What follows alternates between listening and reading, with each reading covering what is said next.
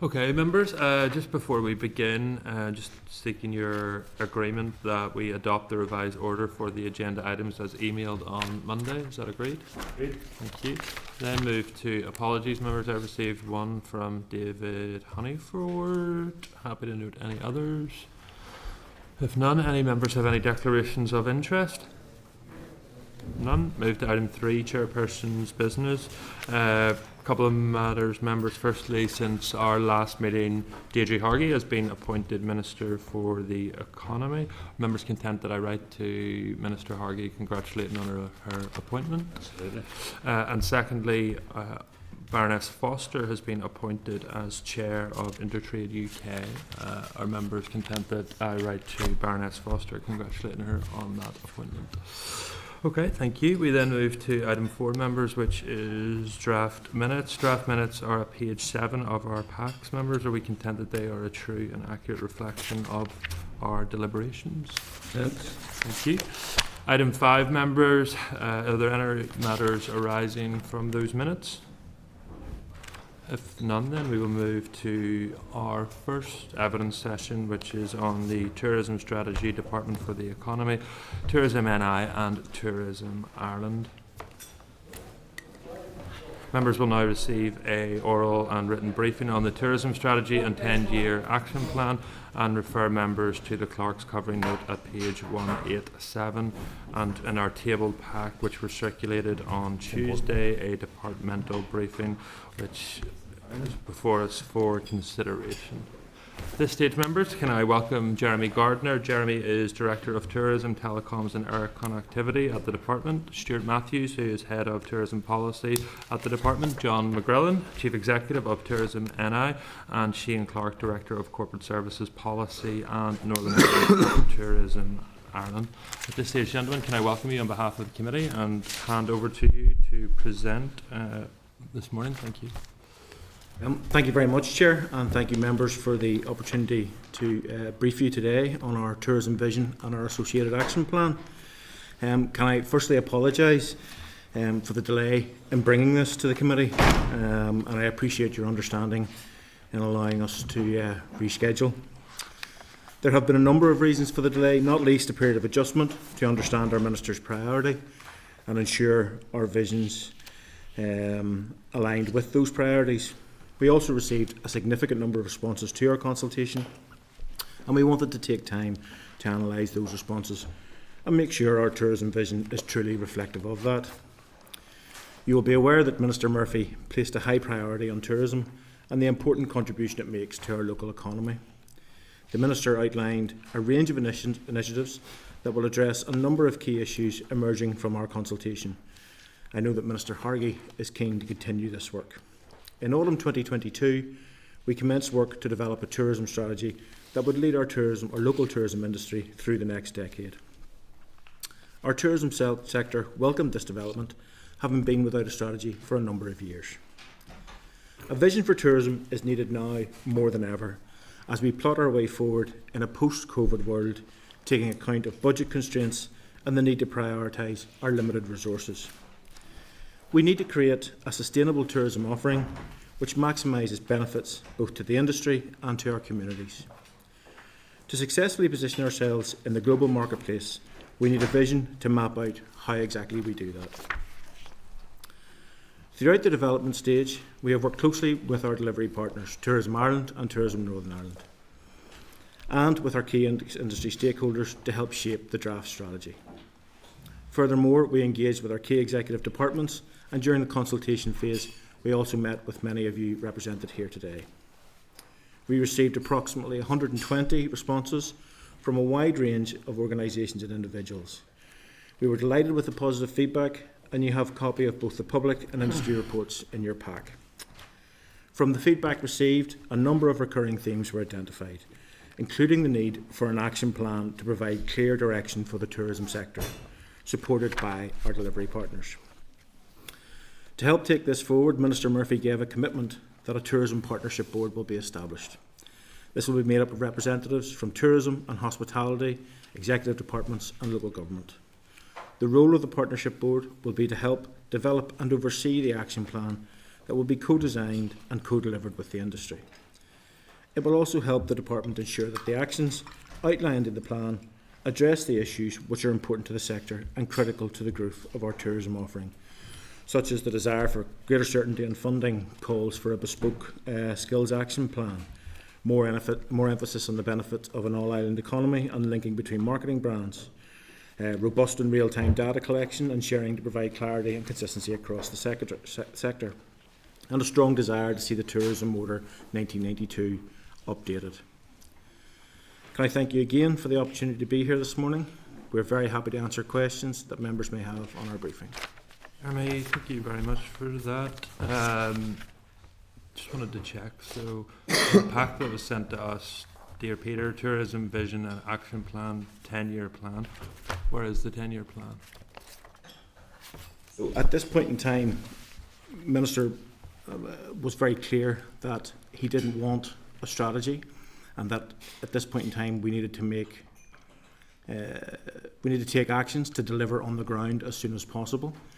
The Minister has set out his vision at the Tourism Northern Ireland Conference in his speech, and we are working together now to put together a much more streamlined vision, a vision document that will be accompanied by an action plan, which was one of the key outcomes of our consultation. Stakeholders were very keen that actually what was really needed was an action plan. Minister puts an emphasis on co-design, and we will want to take forward that action plan with the Tourism Partnership Board to ensure that we're addressing all of the issues that they have. There is no 10-year plan. I would suggest that there is at this point in time there is an action plan that contains a series of actions over the next 10 years. But I'm not in a position to provide it at this point in time. Okay. Just looking then to the department's briefing in terms of the feedback, so when you referenced it here in relation to all-island economy, obviously that's a priority for the Minister, but I read your draft tourism strategy 10-year action plan analysis of consultation responses. Just wondering in the consultation responses where you could point me to where the demand from the sector was for that all-Ireland tourism. So we look through the questions. Question 4, what are the 5 most important actions for the sector? Not a mention of the all-Ireland economy or a request in any of the responses that are broken down in that response. Page 13 of the AMG report talks about island cooperation, but nothing about an all-Ireland economy. It talks heavily about the missing focus on the Northern Ireland story. The strategy failed to promote Northern Ireland's unique identity, and that Northern Ireland's branding as a standalone region was not strong enough. So I'm just wondering how we got from a stage of those demands from the sector to how the department interprets that as an all-island brand. Yeah, well, we do market internationally on an all-island basis, and it's clear that Northern Ireland has a very strong brand through the Embrace the Giant spirit. But I think it's very clear through the conversations that we've had and the conversations that I've had with Minister that there is an opportunity to link branding together and to take advantage of our unique position. And there is some work already ongoing on linking Causeway Coastal Route with the Wild Atlantic Way. We will do some work with the Bord Fáilte Tourism Ireland, Tourism Northern Ireland to examine what opportunities there are in linking that branding together. I understand that, Jeremy, but the document that you've provided to this committee set on the consultation section clearly states that the feedback was that we needed more emphasis on the benefits of an all-island economy. I've read your 100-page report and the responses to that consultation, and there's not one mention of that from the sector. So how can the department provide this to the committee to say that was what's stated? And then I read through the entire document and there's nothing from the sector on that. Yeah, I accept that it may not be in the document. It was certainly reflected in the various consultation meetings that we had. I apologise if it's not reflected in the document. Yeah, okay. I just wanted to turn then to air connectivity. Jeremy, obviously you had that up too. Where's the research at that was to be reported by March? So that research is currently with the Minister. We have an options paper on that research, and we hope to be able to release that research to you very shortly. What does that say? I don't know that I can go into detail at this point in time. The Minister hasn't approved it as yet, but it does, as you would imagine, call for greater frequency and regularity of flights to European hubs, and it does examine how we approach the airports and how they're split across departments, and is there a desire to bring them under one department. Okay. John. How are you, sir? Very well, sir. Good, thank you. Great to see you. And John, thank you for all the work that you do to promote Northern Ireland. Events, obviously, John, are a massive issue in terms of putting Northern Ireland on the global stage. And we've just seen the success that the Northwest has had at the weekend. A colleague, Philip McGuigan, and others have rightly highlighted the benefits that sport and particular cycling could bring. Could you maybe give some update to the committee in relation to what work is ongoing in terms of trying to attract some other international events here? Well, I mean, I don't know, Jeremy, do you want to pick that up? Because currently the department are working on an events framework, so Jeremy's probably better placed to answer that question than I am. So at this point, Chair, we have previously taken, in my view, quite an ad hoc approach to events, and I was quite keen that when I came into post that we examine taking a much more strategic approach to event and identified a potential portfolio of events, perhaps over the next 10 years, and that we would work together to put a framework to assess what events we would bid for, and we're currently in the process of tidying that piece of work up. I know that TEO are also in looking at international events and how we approach those, but certainly I think there is an opportunity with events, not only for the economy but just for the general sense of pride, the general sense of place that we have here, and we can see in previous events that they have generated much interest in Northern Ireland and a great sense of pride and achievement. So we're very keen to look at a targeted series of events. And is that framework with the Minister? It's not, no. Okay. Shane, I haven't met you before, but you're very welcome. How are you, sir? Thank you very much. Shane, as someone new to this portfolio, could you maybe just talk me through, me, not you, could you talk me through how Tourism Ireland's relationship sits as a responsibility of trying to market Northern Ireland as a standalone region across the globe? I mean, we work very closely with both sponsor departments, and we work very closely with our two sister agencies. So in terms of between Tourism Ireland and Tourism Northern Ireland, we collaborate on a whole host of things. For example, familiarisation trips. So when we're bringing in journalists from overseas, we work in conjunction so as that when they're here, that they get to see the very best of what there is to see. Clearly, in terms of promotions overseas, though we would also emphasise the various different experiences that are there within Embrace a Giant Spirit, and we do promotions around that. So I would say the relationship and the working relationship we have not only with the sponsor departments but with our sister agency, Tourism Northern Ireland, is excellent, really. And we have very good, clear channels of communications between ourselves. We have a very clear programme of marketing that we do overseas, because we're really conscious of what our remit is, which is to inspire people to come to the island of Ireland and Northern Ireland, and we can only achieve that by excellent communications and marketing and very close working relationships with both TNI and the department. And then just finally from me, so Jeremy, Embrace Giant Spirit, that's still the brand of the tourism sector in Northern Ireland? Yes, and in all the work that we're doing, looking at brands and how we approach brands, I think one of the crucial factors is that we don't dilute that brand. It has been a very successful brand, so that's a key issue for us. Yes. Thank you, Philip. Thank you, Chair. Welcome. Thanks for your presentation, Jeremy. You ended your presentation on the Tourism Partnership Board. Can I just maybe ask for an update on where it's at or progress? So as we sit here today, the terms of reference sit with me for that. They will be going up to the Minister very shortly. Once those are agreed, we'll be sending out invites and hope to have its first meeting very, very shortly. Okay, thank you. Secondly, building an all-island economy is vital in my view, and no sector is it more vital and perhaps no more beneficial than within the tourism sector. So, I mean, I don't see this as either or. I think we can do and should be doing more than one thing.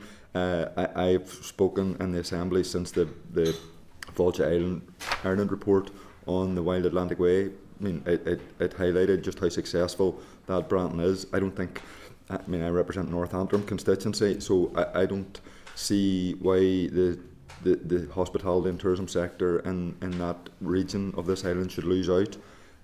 So I would certainly like to see the Wild Atlantic Way extended in. I don't see that as any dilution of the Causeway coastal route. I mean, the Ring of Kerry hasn't been diluted, you know, the Cliffs of Moher haven't been diluted, so, you know, this isn't an issue of either or. This is about using the best assets that we have to promote tourism. When visitors come to this island, by and large, a lot of them don't really understand, you know, the difference, and they just want to travel here. So, I mean, I think that kind of work is vitally important. So, what update is there in terms of discussions with regard to extending the Wild Atlantic Way into the north, or further north? Well, I think we're having discussions around all three brands, but at this point in time, they are only discussions. And I know the three tourism boards have met and had discussions, but there will be a requirement for further discussion at official level, and potentially at ministerial level. It is important to say that we don't own some of these brands, and therefore, you know,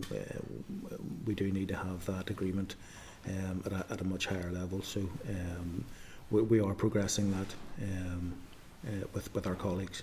Okay, and sort of nearly lastly, Chair, the ETA, or the, so I mean, the Minister's been asked a number of times about the impact. There's obviously engagement going on with the British government from a tourism perspective for people working. You know, how, and I'm asking any of you to answer this, you know, how negative an impact is that, or could that potentially have to the sector here? Well, I think, you know, the Minister has been very clear on it. He has written to Tom Pursgrove, the Minister for Legal Migration at the Home Office. He's asked for a meeting to discuss the problems that it will cause, and to discuss what the potential solutions might be. There's no doubt it will have a significant impact. The two gentlemen here can speak more to that probably, but, you know, we're very aware, and when we talk with stakeholders and we talk with various bodies, it is going to be an extra burden, and that could lead to Northern Ireland being deprogrammed on potential tours. Does anyone want to add anything more to it? Yeah, I mean, Shane Yes, probably want to say something about the research that's been done with consumers in the international marketplace and the impact of that. I mean, our conversations with the tour operators, you know, would suggest to us that, you know, we have spent a lot of time ourselves in Tourism Ireland convincing people that when they come to the island of Ireland, that there's merit in travelling north and that you should travel north. And I suppose we have tried to overcome, you know, 30 years where people, you know, in agencies and tour operators primarily, you know, encourage people to go to Cork and Kerry and to Galway and back. There's been a lot of investment encouraging people to come north, and that's been quite successful. I suppose anything that makes it more difficult for people, or it becomes a hassle factor. I mean, I don't think it's going to be expensive. I don't think it's going to be overly difficult to achieve, but just adding that additional hassle factor does not encourage an agent, for example, to sort of, I mean, my fear would be that an agent might say, well, you can go to Northern Ireland, but you have to do this. Why don't you don't have to bother if you're going to Cork or Galway or, you know, Kerry. So therefore, let's book a trip to Kerry. You know, that's, you know, I think operationally how I think this could impact on the ground. But you, Shane, you guys have done research which would sort of corroborate so, that. I mean, we have gone out, we've done research in France and Germany, and needless to say, you know, the advent of an ETA would discourage a sizable proportion of people from wanting to travel to Northern Ireland, and clearly that's not what we want, because our strategy is about getting people to visit the island and travel all over the island. So it's not just Northern Ireland, it's also Donegal and Sligo, and there are implications as well in terms of that regard. There isn't a huge awareness at the moment in terms of those markets, but I suppose in terms of the communications plans that's going to be developed with the UK Home Office, I think that's going to have a bearing on how that translates, so the more aware that we make people of it, then potentially the more dampening effect is going to occur, which will be not just impactful in terms of Northern Ireland, but really to the northern half of the country, so. Chair, you teed me up beautifully for my last question. I should declare an interest as a member of Cycling Ireland. We had a really successful Giro. I have questioned the Minister about the possibility of the Tour de France coming. I was disappointed that when the executive wasn't up and running, that some of that work lapsed.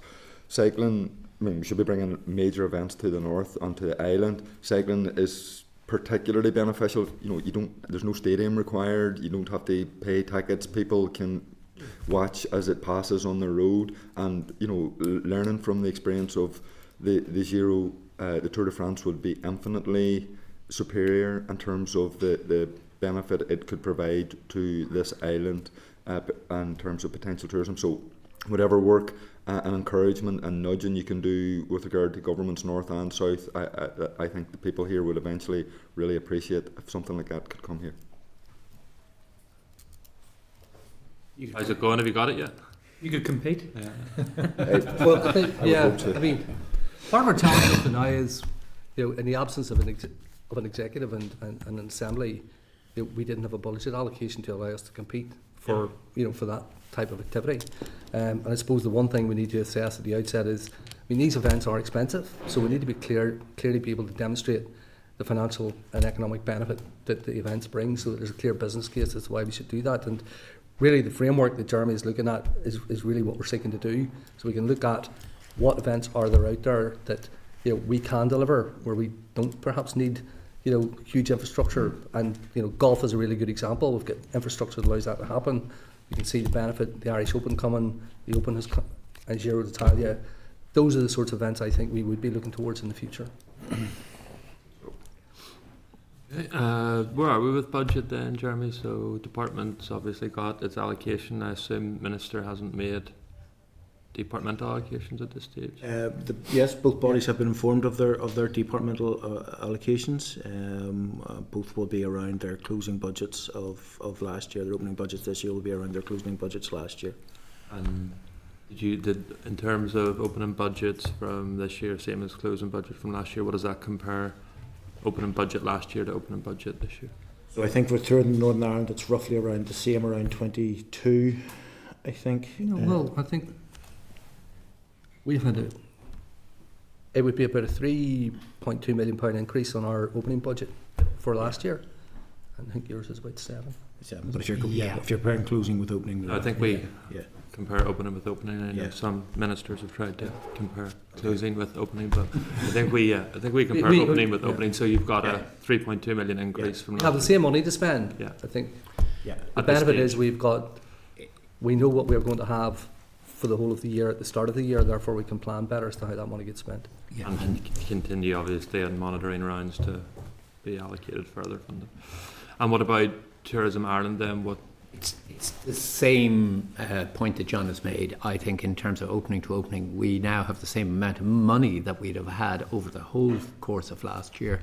It's just that we know it early on in the year. Sinead? Thank you very much, Chair, and thank you for your answers so far. I just want to go back on something that Jeremy mentioned earlier about the discussions and the level of discussions about the extension of the branding for the Wild Atlantic Way and Ancient East. So you're saying that the discussions are only at a lower level, that they're not at official level, and they're certainly not at ministerial level yet? The Minister made a statement about this. Certainly the Minister has had discussions, but did raise it with Catherine Martin when he met with her.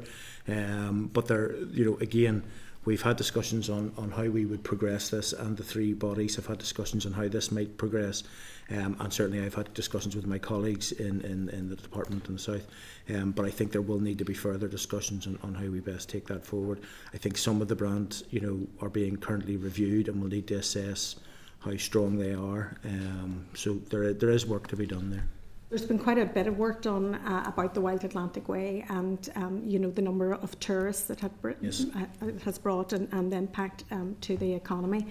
And certainly I'm in a border region and a border city, and quite often I will say we're at the beginning of it, or maybe at the end of it, or whatever, extending right up. But it's certainly a brand that would enhance our tourism opportunities in the northwest and the coast, Causeway Coast. Sorry.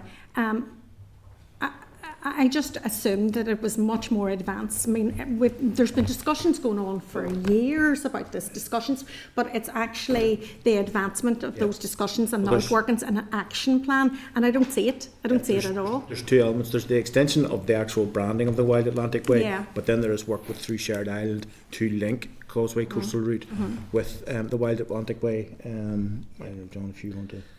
We're not doing any costings, nothing, in detailed costings about signage or anything. We're nowhere near that yet. Where we are at the moment is we collectively made a bid. So the three agencies, about 2 years ago now, made a bid to the Shared Island Fund to say that we saw merit in connecting the Causeway Coastal Route and the Wild Atlantic Way, because the Causeway Coastal Route is very successful in its own right. It draws large numbers of people to the Causeway. What we want to do is to make sure that the people who are going to the Causeway don't simply go to the Causeway, come back to Belfast.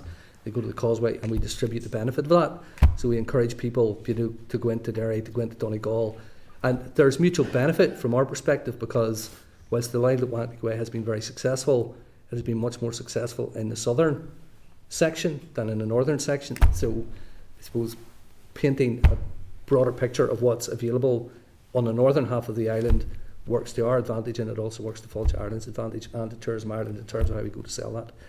So we've worked through a process of basically looking at gaps in terms of what do we need to do from a product point of view in order to strengthen both the northern part of the Wild Atlantic Way, around Donegal particularly, and along the Causeway Coast. That work is underway. There's an audit being carried out of that piece of work. What we then intend to do is to have a competitive fund, which again is coming out of the €7 million that's being provided by the Shared Island Fund, and people can bid into that, and we will allocate funding on the basis of the strength of those bids, and then Tourism Ireland will take part of that money and we'll use that to do specific campaigns promoting the northwest. Now, we have had at a chief executive level between the three agencies conversations around all of these brands and how they might all work together. I suppose the challenge is that, as Jeremy has said, we don't own the brands. The brands belong to Fáilte Ireland. Fáilte Ireland have their own challenges, which I don't think it's appropriate for me to get into here. But it's a working our way through this collectively so that this works for us, works for Fáilte Ireland, and works for Tourism Ireland, and more importantly, works for the tourism industry across the island of Ireland. And those are the discussions that are taking place. How do we make sure that whatever we do with the brands, that we secure best value? And I don't think these things are exclusive either. I mean, I don't think this is about replacing the Northern Ireland brand with other brands. I think these things need to live mutually. And if we can if you get two bites at selling, say, Derry as part of the Northern Ireland brand or as part of the Wild Atlantic Way brand, then you get 2 bites of the cherry and everybody benefits from that. So that's the nature of the discussions that are taking place. But I mean, I wouldn't underestimate some of the challenges that also exist for Fáilte Ireland. If you could imagine, there was a huge debate about where this started and finished, and there are people in the south of the island, would like to see it, start further east. Mm-hmm. In the same way, some of us would like to see it stretch further north and further east in the northern side. So those are some of the challenges that exist that need to be overcome in order to to progress this. So I want to explore this because it's an opportunity to do so. So you're talking about the barriers, and it appears to be discussions with Fáilte Ireland. Are you doing anything to assist? And Shane, yourself, you might want to come in here to assist overcoming some of those barriers, so that we can get moving with this. Because, as I say, the discussions have been going on for many years. I wouldn't say there are barriers. I think what we're looking at is what do we need to do? And I think it's unfair to say that the discussions around these have been going on for years and years. I mean, we have been looking at how do we make the brands that currently exist work together, particularly the Causeway Coastal Route brand, which is, you guys, your research would show is very strong. You know, it is very strong. And Marlene Foster was Minister for the Economy. These conversations were going on as well. Yeah. They were going on, so they're going on literally years. Yeah. well, we've had no political direction to move in that direction. So, you know, our conversations in earnest have started more recently in recent weeks. But as we said, we do know the benefit of having these brands work together, joining up the north and, you know, the Wild Atlantic Way on the north coast and the Causeway Coast. And we have, I suppose what we've done is we've put a bid together, we have secured the funding, and we're working through the way and how we develop a product, because it's a product which will attract people as much as a brand. Yeah. You have to make sure that the product that exists matches the brand promise, so that if we're telling people that that's something they're going to experience, that experience is there on the ground. And that's where our efforts have been directed up to this point. Yeah, I mean, and I suppose just to take on the programme that we have at the moment in the Northwest, from a consumer point of view, what we're trying to, you know, we are talking to consumers with a view to ensure that we get the best for the Northwest in entirety, from as such, having those two brands work together to optimise, making sure we get the most for dairy as the kind of link pin, but also to emphasise that, I suppose, you know, from a Fáilte Ireland point of view, that northern half of the Wild Atlantic Way has been the least performing of it. So how, by bringing together all of the assets that are there in the Northwest together in a kind of a coordinated way, how can you optimise it for everybody? And that's really what the funding is about. It's not just about signage, it's also about understanding in terms of what's going to resonate with consumers, and then ultimately deliver campaigns that are absolutely going to optimise the traffic that goes up there. Okay, thank you. And can I just ask another one as well? So one of the key areas of focus with the Minister and his economic vision is regional balance. Yes. Just in terms of your action plan and your strategy, well, there is no strategy or 10-year plan really, but how is regional balance featuring in your actions going forward and the dispersal of investment in tourism? Yeah, well, in Annex A, the Department have provided a copy of our operating plan for this year. So, I mean, really what we need to see is the final outworkings of the strategy, the action plan, and once we've seen that, we will put together a 3-year corporate plan based on that. But we have set out our operating plan for this year in terms of what we intend to do this year on that basis. And I think it's probably fair to say that our focus for a very considerable period of time has been regional balance, because since I was a boy, people have been criticising the tourist board about focusing on Belfast and the North Coast, and that really is not the case. We have every campaign that we run, we will give visibility to each and every area. So typically a marketing campaign that we would have run, you know, in the spring or the autumn, or when we had the money in the summer as well, would have run over a 6-week period, and over that 6-week period we would have focused in on taking maybe Belfast for 1 week and 2 council areas for each week of that campaign, and we would put PR around all of that. So our marketing activity is very much aimed at recognising Belfast as a hub, an anchor that brings people in, but then encouraging people to move around. So marketing, and our marketing in the Republic of Ireland in terms of getting people out of the Republic and to visit all parts of the North has been really hugely successful, really, since 2016. And I think, you know, Derry's a good example where you can see, you know, the benefit of that. What we've also sought to do is we've sought to invest in new product. Unfortunately, our sort of capital budgets have been limited. We've had to work on 1-year budgets, which has been really difficult for the department and ourselves, but probably more importantly difficult for the businesses that we're working with, because when we release a scheme, you know, they've got 12 months to, well, maybe 9 months in which the scheme has got to be designed, they've got to go through a procurement process, they've got to engage with CPD and try to get the project finished before the 31st of March. So going forward, I think what we would prefer to see is a capital programme that allows us to provide small-scale investment in enhancing the visitor experiences, but not limited to 12 months, so that we can work on a basis that works for the industry. But we've had an experience development programme that we have delivered over the last, well, really since the start of COVID, where we've been given capital money to do that, and we have seen a vast uplift in the number of experiences that are being provided right across the north. You know, some excellent examples of that. You know, in the Sperrins, we've got the Glenshane farm. I mean, we seem to use that as an example. But here's a farmer who is now, you know, 4 years later, delivering, you know, through the work that Tourism Ireland and ourselves do, is hosting coach loads of tourists every day to experience what is part of normal life in Northern Ireland. So it's about the brand. You know, the essence of the brand is, you know, the authenticity of the place and the nature of the place and the warmth of the welcome of the place. And really what we've tried to do is to build product around that and make sure that that product is spread right across every part of Northern Ireland, so that every part of Northern Ireland benefits.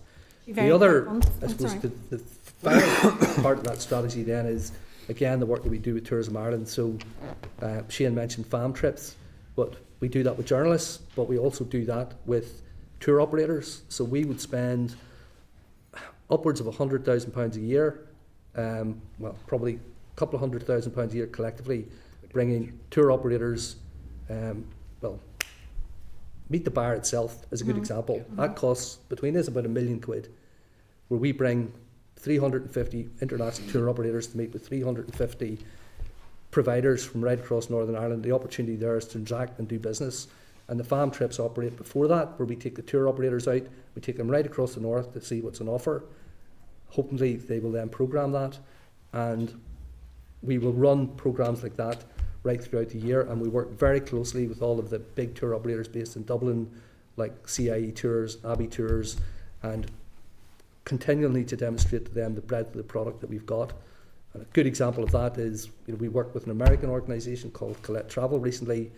You know, they have just recently booked 50 nights for 50 people in the Aberdeen Hotel and 50 dinners for 50 nights in a row in the new restaurant, you know, on Aberdeen. So that's an example of, you know, what we're doing and how we're trying to deliver regional balance and grow the tourism economy outside of Belfast and the Causeway Coast. Can I just add regional balance too? I think tourism is a sector that delivers well. So we always say 70% of tourism jobs are outside of Belfast. So anything you do to help tourism and grow tourism is good for regional balance. And the new product, I suppose the other thing is the city and growth deals, which will come online you know, towards the end of the decade. Will deliver new product as well. Certainly tourism has grown in the northwest and the city as well. It's buzzing with tourists. But again, we just need to concentrate and maximise and drive them forward. Two small things that I just want to address. Music tourism is an amazing opportunity, and I see from you've done a bit of work on it, and from the SWOT analysis, the Ebrington Square site wasn't considered in the SWOT analysis. Is there any reason not to consider that as a music venue? And then the other issue would be, and this is very, very local, and I'm getting down to it, to the minutiae of it, but the Foyle Cup again this year was not supported by Tourism NI. It is an amazing event, and every single bedroom and guest house is full to they're full. The whole town's full. The taxis are buzzing around the town, getting these children from venue to venue to play football, and it doesn't attract a penny from Tourism NI. We need to really, really get down to the nitty-gritty and support the things that are actually working on the ground. I'll answer both. So the first piece around Ebrington and SWOT analysis, I'm not sure the detail of that. So I'll come back to you now if you don't mind. In terms of the Foyle Cup, last year our budget, the support events right across Northern Ireland was £650,000. So these events really kick off from Easter onwards. So we've got to make some assumptions around what budget we might have before we start allocating the money. So based on all of the discussions that have been taking place and all the indications that have been given to the department up to that point, our view was, and I think as you would share this, Jeremy, is that we were looking at probably a flatline budget at best. So on that basis, we allocated £650,000 this year for supporting the event sector. The demand for funding vastly exceeds the money that we have available, and therefore we have an application process. And the application process is a competitive process, And what the applicant needs to do is demonstrate the additional benefit that they will deliver on the back of the funding that they would receive from us. In order to do that, you've got to complete an application form, and you've got to complete that application form in its entirety to allow us to basically make that judgment. So we have sat down yesterday with the applicants for the Foyle Cup, and we've taken them through and we've explained to them why they were not successful in receiving support. I don't doubt the impact that it has, but what the applicant has to demonstrate is additionality and what additional benefits are to be had from being the recipient of public money. So hopefully, as a result of the interaction that took place yesterday and having them taken them through the application and where it could have been strengthened, one would hope that we might see a stronger application in future years. That's helpful because we know on the ground how good it is. So if it's a process, we are fully aware of that as well. We need to get that fixed, and I'm glad you're supporting Foyle Cup to do that in the future. I think the process is fine. Well, just when you look some at of our say, applicants need to strengthen their application. Lauren Marathon getting funding from the same application, and the extension of the stay of visitors to that particular event. Just I don't know. It just doesn't seem right. But okay, thank you. Thanks, Chair. First of all, I want to concur with your remarks at the start. I too read the consultation document, and I do have some concerns that the sector is not going to be listened to.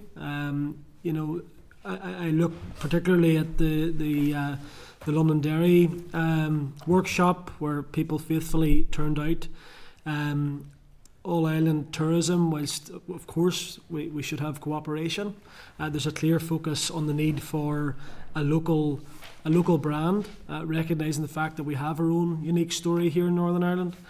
So I just want to put that on record. And just to follow on from Sinead's point, I was also going to raise the issue of the Foyle Cup. For me, it's not a case of a small issue here, and it's not unique to the Foyle Cup. But we need to recognise that these homegrown events bring huge, they boost morale obviously for local people, but the fact that they bring a huge benefit to the local areas. I know Johnny has been a great champion of the Northwest 200. There's another event which we need to be working alongside and nurturing these events, as opposed to afterwards sort of pointing out where they got it wrong. We know the benefits. I think, John, you've just said that you see the benefit in it. So I suppose rather than it's maybe just been a bit more proactive with these people, and that's something that was highlighted as well, just in terms of collaboration between local government and Tourism NI. Another issue that I want to raise is around, in London Dairy we have a unique story. It's a shared history, but it's also one that's quite complex. So when we look at Northern Ireland branding, we had an issue recently, John, which I brought to your attention around a marketing campaign which was quite heavily focused on the Free Dairy Museum, and there was no mention obviously of the Siege Museum and the fantastic history that exists there. And I want to thank your staff for addressing some of the issues. What assurance can we have going forward that you're going to, any plans that are developed, that it recognises the shared history that we have, and that there's a number of narratives out there which can be celebrated, but it needs to be balanced as well? Well, I think firstly, if we can return just to the branding piece, what I want to say is that whilst we are looking at branding, there will be no diminution of the Northern Ireland brand, and Tourism Northern Ireland will continue to market in the way that it has, and it continues to remain to be fully funded. John has covered the issue of the Foyle Cup. There perhaps needs to be a bit of communication piece done there, and about how these applications are filled out and how you engage in that process, certainly. Sorry, I've completely forgotten your last point. The point was around, in our city, obviously there's a number of offerings. Yeah. And what I'm saying is, whenever you put out campaigns, it's important that you recognise that for many people, the history of the walls is so important. The siege and that story. What I wouldn't want is those local marketing campaigns been lost in the wider, Wild Atlantic Way. That's all great. But don't lose the local product as well. I mean, what I would say around the marketing campaigns is the marketing campaigns are there to give people a sense of what's on offer. That's really what they're about. Yes. And I could talk to 100 people who will say to me, I mean, I've got hoteliers who say to me, why do we see Galgorm and we don't see, my hotel in the ad? The purpose of the ad is sort of to give people a sense of the breadth of the offer. And what we then want people to do is to visit, discovernorthernireland.com, where they will get a wider sense of all of that. And I mean, I remember, I take the point that's been made. What I would say is that, we are very balanced in terms of how we present a lot of this stuff. I mean, it's not for us to tell the history. Our job is to promote tourism, but certainly, what we would do in terms of the work that we would do with journalists, for example, who come on farm trips and the output that comes from that. We always seek to make sure that what comes across there, is a balanced interpretation of what our story is, and it is a shared, we've got a shared history and a shared story to tell, and people have different perspectives on how that gets told, and we want to make sure that people get visibility of all of that, and people can come to their own conclusions as to how they see that. But it's undoubtedly something that people have got an interest in, and that's why we would have put funding into the museum, or put funding into the Museum of Free Derry, put funding into the sort of the walls in a time in the past. We've support the work that's being done by criminal jail. So all of that is stuff that we are aware of, and I'm aware of that point that was made, Gary. So we have. I don't want to dwell on it because it's a local, but it's a wider point. The other question I wanted to come on to, obviously, for again, we're Northwest related, but the Open obviously is a huge opportunity once again for Northern Ireland to showcase itself, and across the island, across the world. We lost a bit of the momentum, I think, from 2019 just because of COVID and the basis that obviously that sort of scuppered a lot of it. One of the things that I hear from a lot of hotels is around the area of tourism, golf tourism, conferences, that type of activity. Is that something that you see now as ramping up? Obviously, we've open again next year, God willing. Is that something that you're almost a priority? I mean, golf tourism is now worth about 80 million a year, and it's well ahead of where we were before COVID. So I mean, I think if there's a perception that golf is somewhere going backwards, I mean that's a misperception. I think part of our challenge is to convince the visitor that they want to play on courses beyond Royal County Down, Royal Portrush, Port Stewart and Ardglass. And part of the challenge in that is they are absolutely unique. Those are what brings people here. So we've got a challenge in terms of focusing in on some of those markets, which it might be easier to sell parkland courses too, because when the Americans come, they want to play on the links courses, and they tend to travel the whole island of Ireland. Like Royal Portrush, Royal County Down, ports sell out in minutes once they're out in the marketplace. I mean, if somebody said to me, what one thing would you like to have that would drive more golf tourism, it would be more golf links courses. But there are real challenges in making that happen. But golf, I think, has performed extremely well and will continue to perform extremely well. And I think post the Open, we've also got the Ryder Cup coming to Durham Manor in 2027. So we're working closely with Tourism Ireland and Fáilte Ireland as well. How do we maximise the benefit of those two major events happening across the island of Ireland over the next 10 years? I can't remember, sorry, the second point. Oh, well, that's the broad point. It's just how you're working with people. Like I say, we have hoteliers who are saying that they have connections. It's just working, with those people on the ground to do it. That's all. Ourselves in Tourism Ireland, we will bring the industry out, for example, to the PGA show in Orlando. We may have 20 providers, so there'll be coach providers, hoteliers, the golf courses themselves, and that is where they transact and that's where they book on those shows. So I think there's about 8 shows a year that my staff and Shane's staff are on, collectively promoting Northern Ireland as a golf destination. Good, thank you, Chair. Yeah, thank you. Thanks. Just on the point in golf, I was up visiting Coleraine University recently, and in this forthcoming academic year, they're starting their first ever degree in golf and golf management and event management and things like that. And they ran a tourism conference just a few months ago. So have you had interaction with the university on that, John? We have ongoing interaction with the university on a whole host of areas, including the training and development of our own staff. But we have quite a strong relationship with Ulster University in particular. Mike. Chair, thank you. Morning, gentlemen. Appreciate your engagement. Jeremy, you said that there has been no tourism strategy for a number of years, which reminds me that when 10X was published, certainly anecdotally, those practitioners that I spoke to said they felt unloved and underappreciated. Okay. Is that a fair criticism? I think I wasn't involved in 10X when I came into the department. We took 10X forward and based our tourism strategy on our work around 10X. Certainly when I initially went out, there was a feeling that because 10X didn't specifically talk about tourism, tourism wasn't felt to have been given enough prominence within the document of the department. However, I felt as we went through the journey and the process of 10X, and I brought people who'd worked on 10X out to the TNI board and to other events, there was a greater understanding of the role that tourism could play in 10X.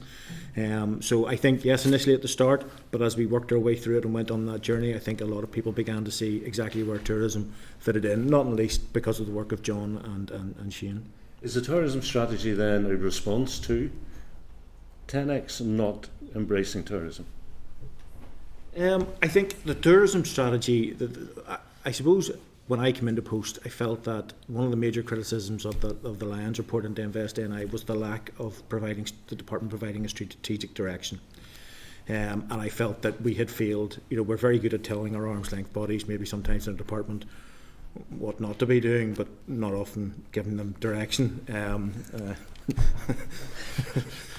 We'll just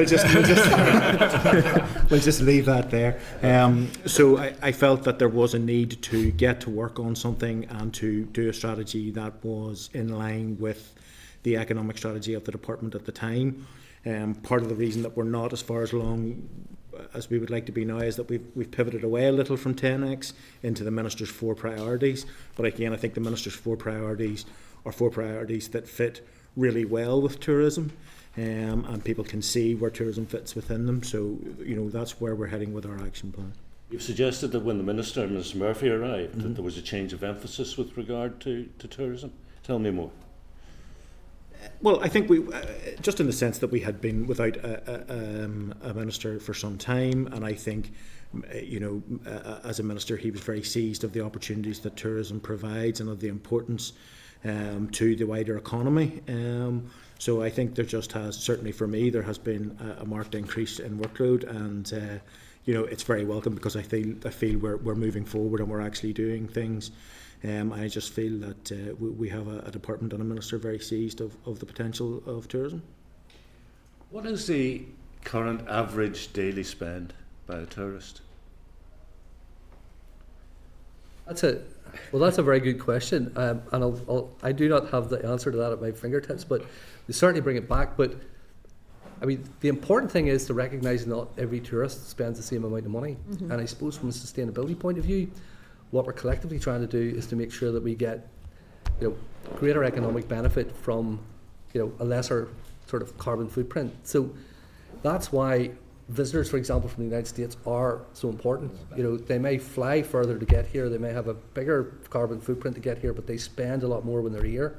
Similarly, golfers typically spend, in excess of £2,200, on a trip here, where, on average, like a tourist would spend, leisure tourist, probably 100, maybe 200, 150, 170 pounds a night. But again, it depends, whether they're staying in, those are groups coming and staying in 3-star hotels, 4-star. But we do have a breakdown that we can certainly provide you with as to what typically, a visitor from a particular market might look like and how much they typically spend. That would be useful, because I take your point that different tourists spend different amounts of money, but no disregard or disrespect to Philip and La Bicyclette. If we go up to Royal Portrush today, according to the website, it'll be £340 to play around the golf, and I imagine it's probably a bit more at Royal County Down. During the Open, I was in the pro shop at Portrush, and I think the most expensive pullover was around £300.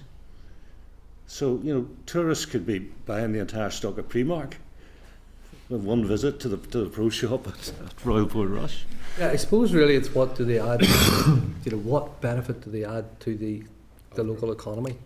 I think if we're looking at sustainability from one perspective, it's we want to maximise the spend per visitor, but we also want to make sure that we maximise the community benefit that comes from that.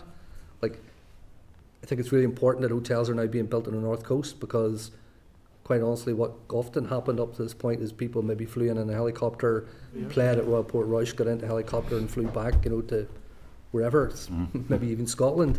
You know, so the fact that we're seeing, you know, an upgrade in the hotel infrastructure around Portrush, new hotels being built around Portrush, is really important, so we can capture that spend in the area where the golf is being played, rather than somebody turning up, buying a lot of money, you know, spending money in the pro shop and playing around the golf and disappearing off again.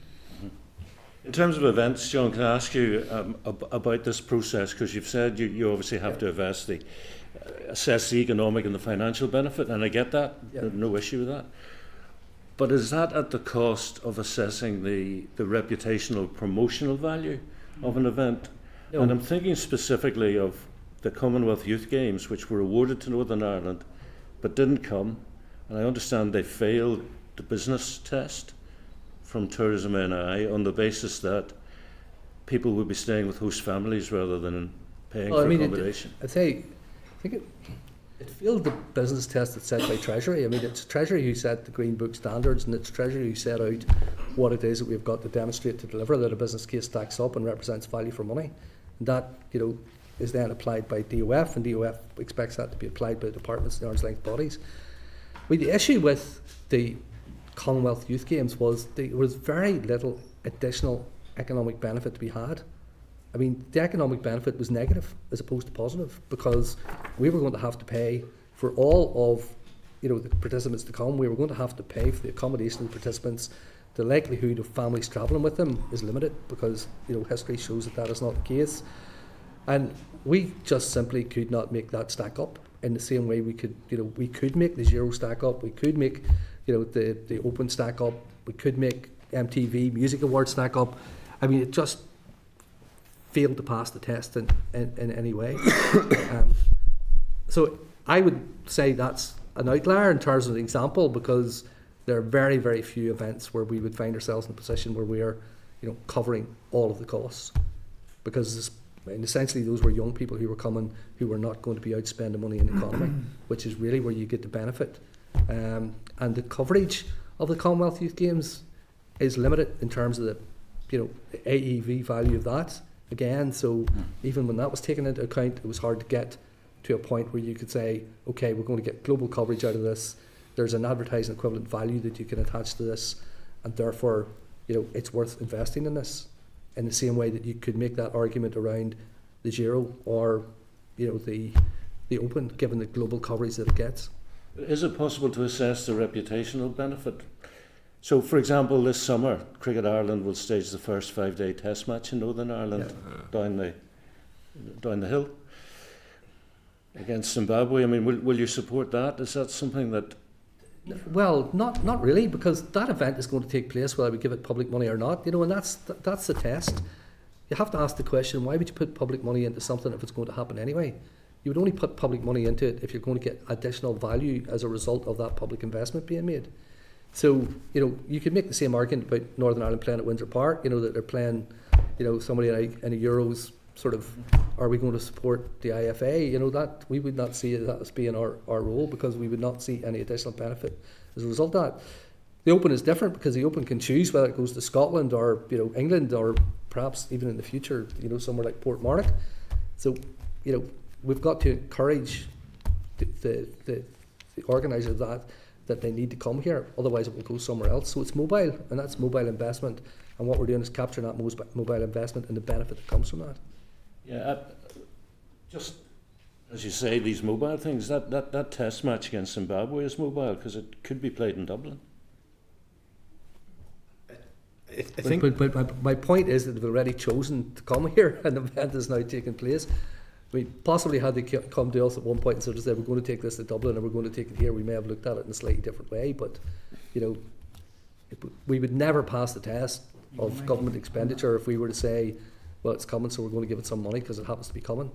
I mean, it's a bit like the Foyle Cup. You know, the Foyle Cup's there. Will it happen with our money or not? It probably will happen without it. The issue is, what benefits do we get as a result of giving it additional money? And that has to be demonstrated, and we have to. That's what we need to assess. No, I understand the point you're making, Mike, and that's why I would like to look at a targeted portfolio of events where we can identify events and we can apply a test to them about the reputational benefit along with that building of a sense of place, so it's just not based on the economic and the business case, so that there is something that can be done there. I'm just curious on that. No, typically what we do is we look at the advertising, the value equivalent. That's the only sort of monetary measure we can have. Like what marketing benefit are you getting, and the way to measure that is, what would you have to spend to get that if you were, buying advertising space on those TV, those TV channels that were broadcasting it? That's like an international means by which these things are measured at this point. Reputation's slightly different in terms of how you would measure the value of that. Thank you, Chair. Jonathan. Thanks, Chair. Firstly, thanks, gentlemen. I think probably, look, it's normally when you come to a committee like this, we all have particular issues and problems that we identify that could help grow the tourism sector and make it an even more attractive place. But by and large, I just want to start with a very opening statement to say, it's a hugely exciting space. There's been a lot of good work done in this space over a long time. I've always been captured by the 2012 Our Place, Our Time. I think it was a real place of excitement and buzz that, not only we felt as elected representatives, but it reverberated right through communities and really did set this place out there. So on that, there's been a lot of positive work. I suppose probably I'm staying with the theme of events framework, because it is something that I'm really, really interested in, because regardless of the event that has been mentioned, there's been so many have been mentioned by individual members. They all do have such an impact to Northern Ireland on a whole range of reasons, whether that's financial benefit, community feel-good factor, nation feel-good factor in terms of what is being broadcast across the world. So I suppose I'm keen to understand, and that's a very, very tight budget, so £650,000 a year for the events there's some events could consume all of that if they were given the opportunity, and I've no doubt would add value. I've no doubt. Is there a breakdown of that 650,000? Yeah, there is. Yeah. Okay. Is that to provide that? Okay. Yeah. That'll be interesting. Define additional benefit. Well, additional benefit could come in the form of encouraging more people to go to the event and stay overnight and spend money. It could come in the form of giving us, greater international visibility, and therefore, helping to encourage people to come here, or making people more favourably disposed towards coming here.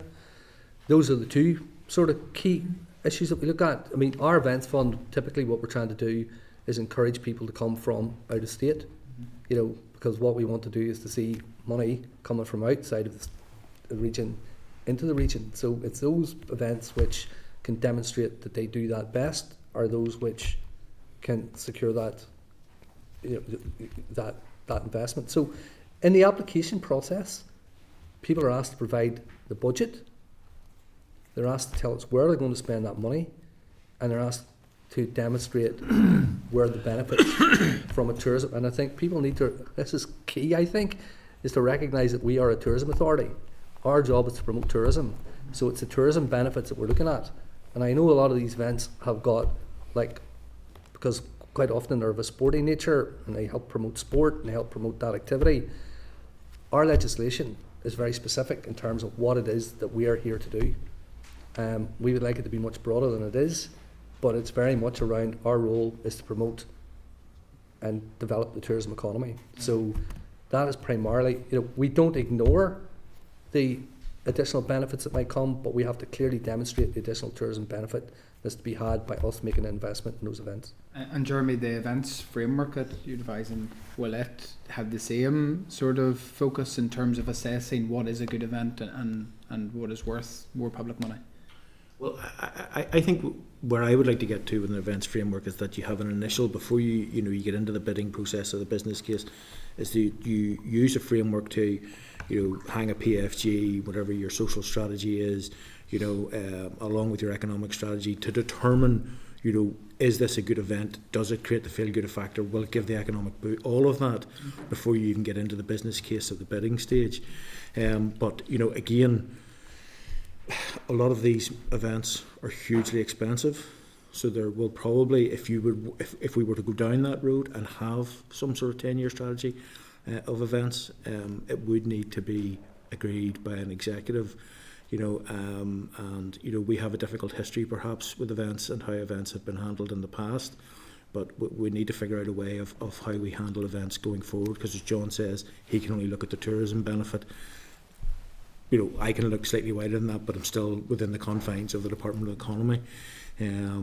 So there needs to be some consideration given to that. Because when I look at it and I think of proper international gigs or events that come to Northern Ireland, and there's been previous examples of that, whether it's the Giro, whether it's MTV or the Open, or some are periodic. I can understand how that's a very easy and appealing place for government and tourism to get in behind, support, because essentially you can clearly demonstrate what the benefit is from a tourism perspective. But I am concerned about our indigenous homegrown events, because when we look at, and it's a very interesting point you made actually about the cricket, will the event happen or not anyway? And quite often what we have happening with indigenous homegrown events, they're yearly, so they're the stable block, so they're going to be here hopefully no matter what, whereas some of these larger events leave their mark and move on, and hopefully leave a legacy, as golf is clearly doing.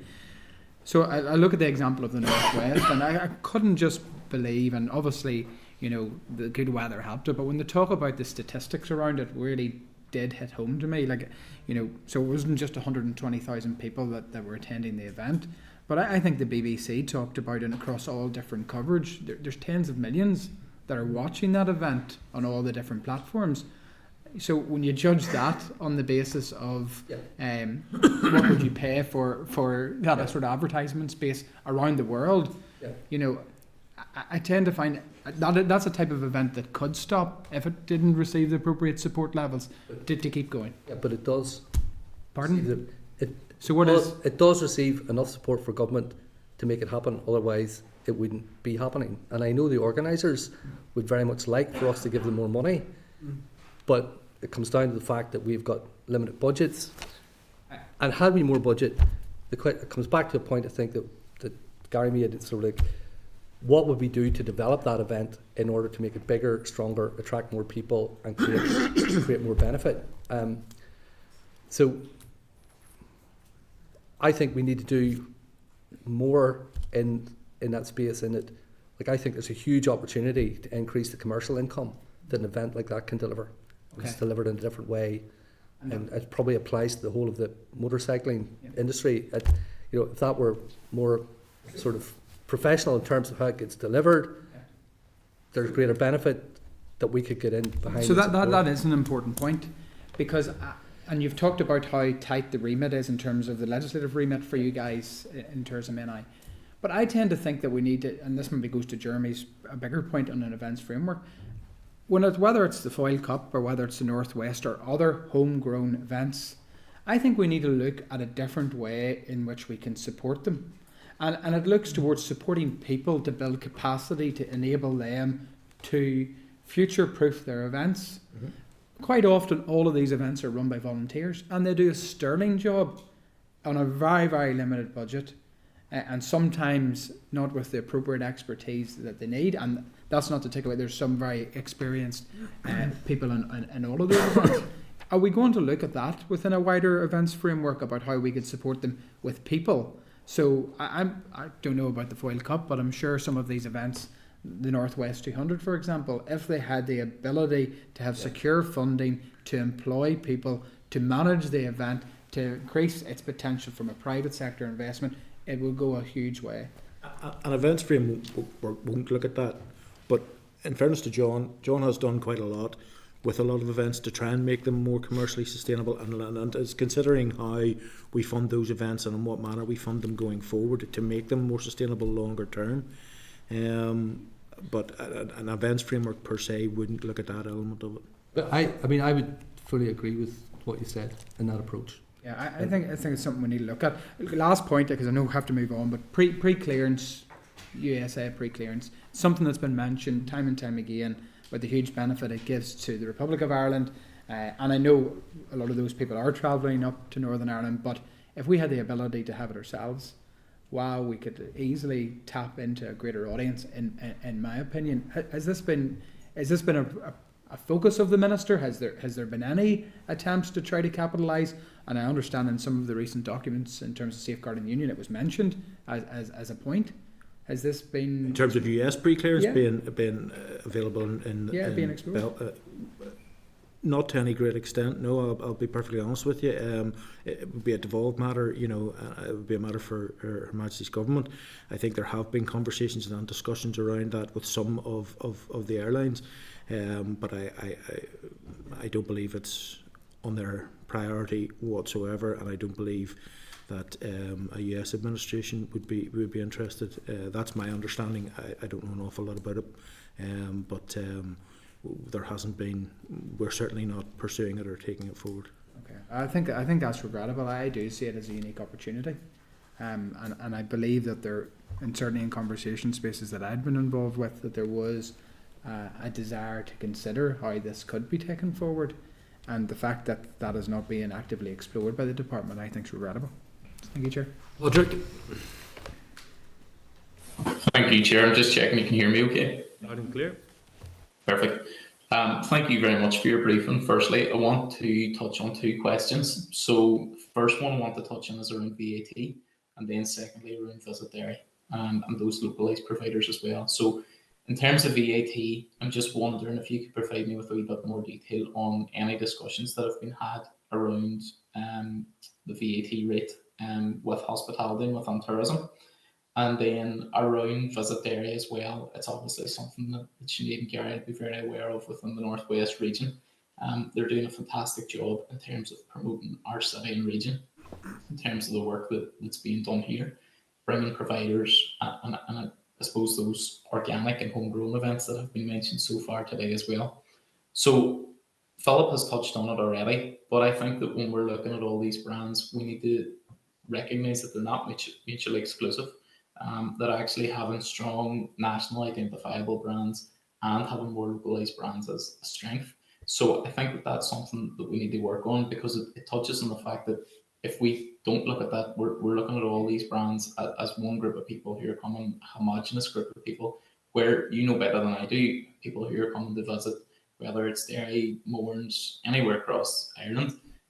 People are coming for different reasons, for domestic travel, international travel, and so on.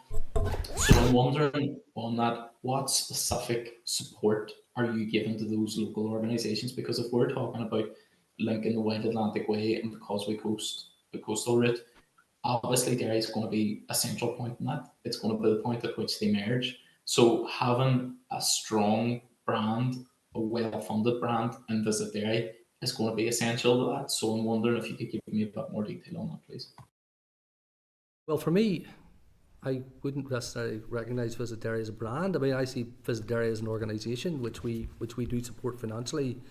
We give them direct financial support. We work very closely with them in how we go about promoting Derry and the city and the region, as Shane and the team in Tourism Ireland does. I mean, really what we don't want is a plethora of brands. I mean, the reason that the Wild Atlantic Way was created in the first instance in Ireland's ancient East was because the view was held that, it wasn't helpful that Cork was competing with Kerry, was competing with Clare, was competing with Mayo, was competing. So really what they sought to do was to get everybody behind one brand and promote that whole region under one banner. The purpose of us going through the whole process of developing Embrace the Giant Spirit was the message that we were getting back from consumers in the Republic of Ireland was, we've got no real sense of what the Northern Ireland has to offer, and we've had everybody was out, promoting themselves under one banner. It's impossible for me to go out and try to promote 20 different places under 20 different brands, and it's the same for Shane. I mean, it's very difficult for Tourism Ireland to get beyond promoting the whole of the island of Ireland, because we're competing with every other country and region on the planet. So I think we need to be careful about how we describe brands and what brands are. I think a brand is different from a destination. I think a destination absolutely has got to have its own identity, people go to the destination to explore what's there. But when it comes to marketing, we need to find a bigger, broader means in terms of how we communicate that in the global marketplace, or indeed, to the 4.5, 5 million people who live in the Republic of Ireland or GB. Can I just come back on there? Sorry, I think you've misunderstood my question. So I agree with you. I think that it's important that we have both. But what I'm specifically asking is around those localised events that Visit Derry are involved in. Those localised things like Halloween in Derry. Yeah, well, like the Clipper Festival. So it's around that. And while I appreciate there needs to be a broader banner, it's specifically on those localised events. So we have an organisation in Derry who are doing a great job of that. Yeah. How can they be incorporated into the broader work that you're doing? So we financially support the Halloween Festival. We financially support the Foyle Maritime Festival. Those two events plus the Northwest 200 would be the three largest events that we support in financial terms, and we will promote those events widely to an audience here on the island of Ireland. And Shane and his colleagues promote, I think very successfully, particularly Derry Halloween Festival internationally. When you see the international visitors that are now coming there, and the success that's been, and I suppose having recognised the benefit and the success of that, we're looking as to how we develop Ireland as the home of Halloween and promote the whole of the island of Ireland as a place where people can come globally for that month to basically explore what we have to offer across the whole island in that regard. So I think Derry has been a trailblazer in that space. Yeah, I mean, and just to add, I suppose from a Tourism Ireland point of view, it is about trying to inspire people to come to an area or region.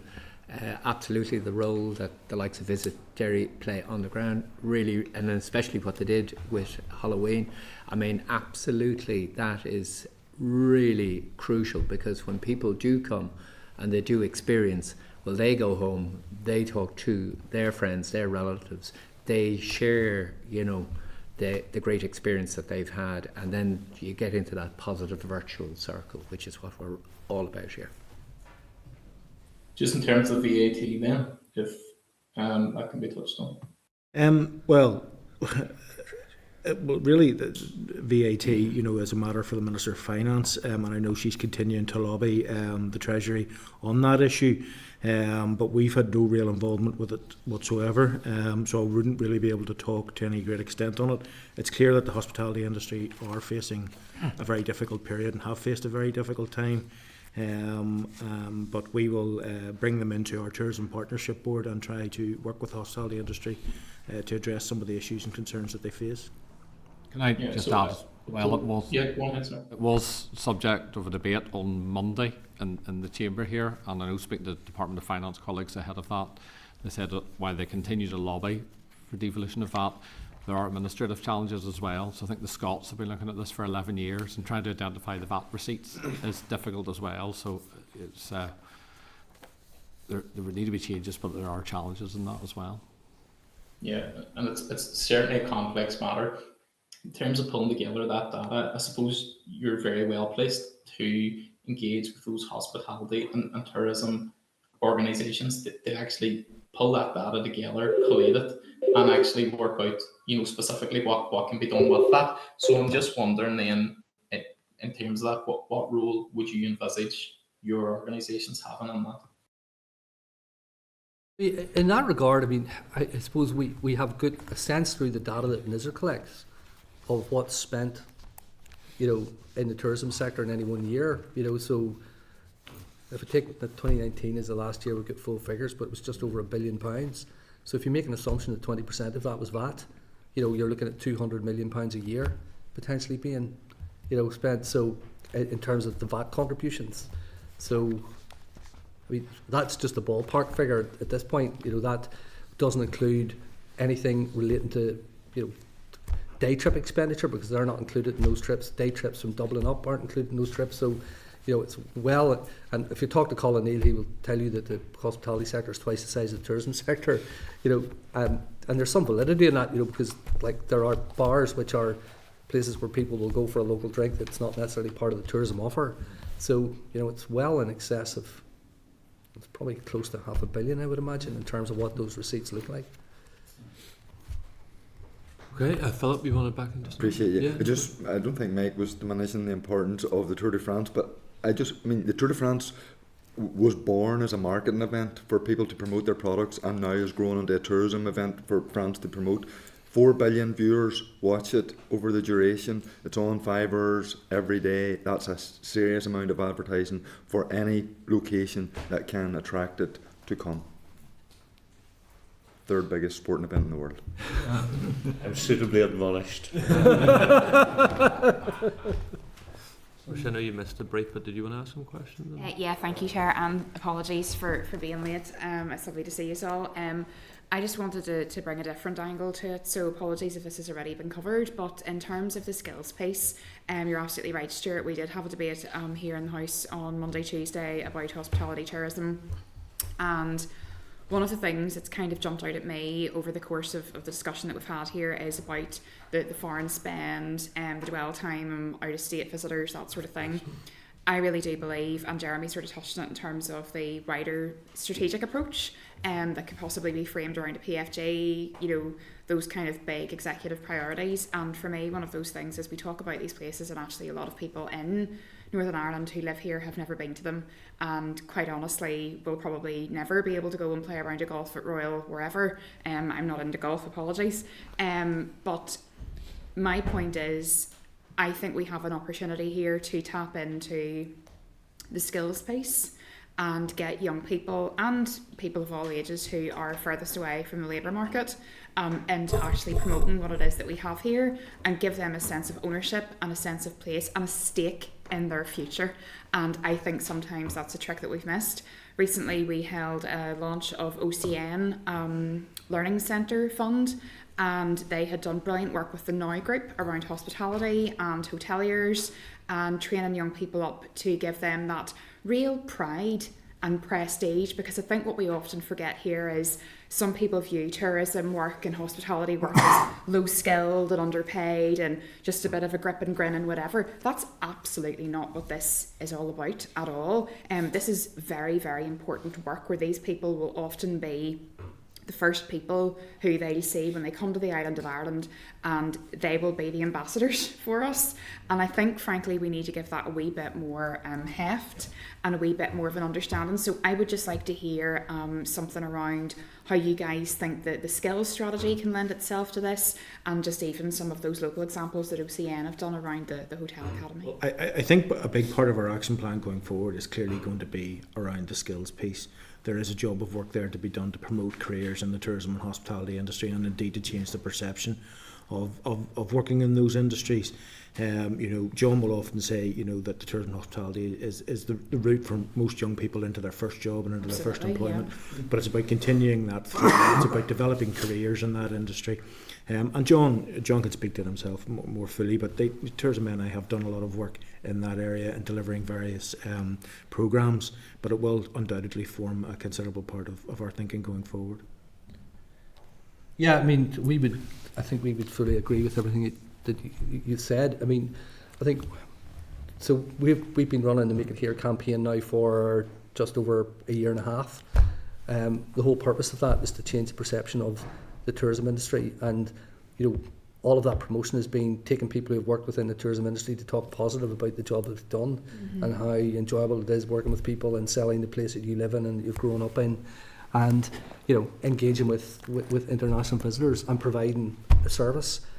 And we can see the dial changing in terms of how people perceive the tourism sector. I think the sector is having to change itself, because in a world now where we've got unemployment sitting at 2%, it's competing for labour with every other sector.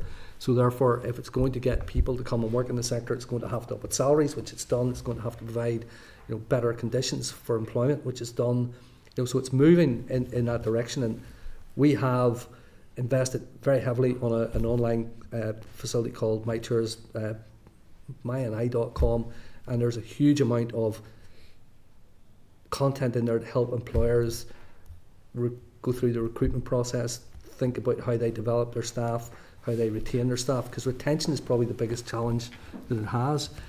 And coming back to the other point, we see a huge opportunity for tourism to contribute to addressing, the whole issue around economic inactivity.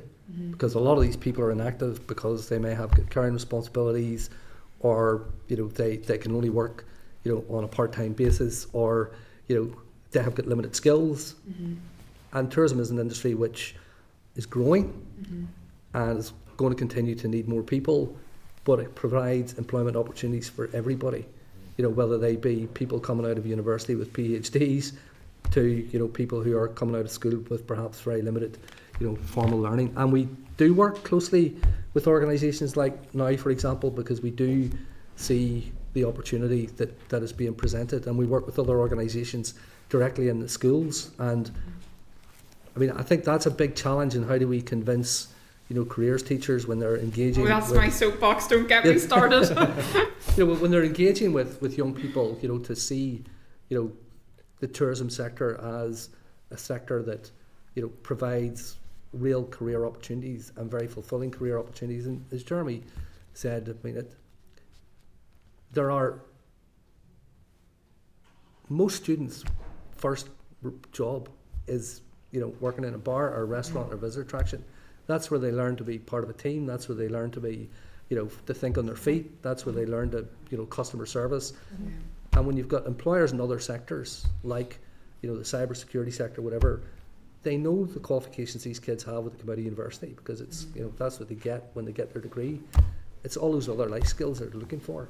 So from our perspective, tourism also plays a very important role in developing the life skills that allows people to get onto the ladder, the career ladder in other sectors and grow. So in terms of the minister's agenda around good jobs, we want to play a very significant role in that, and we see a real opportunity for tourism to make a real contribution in that space.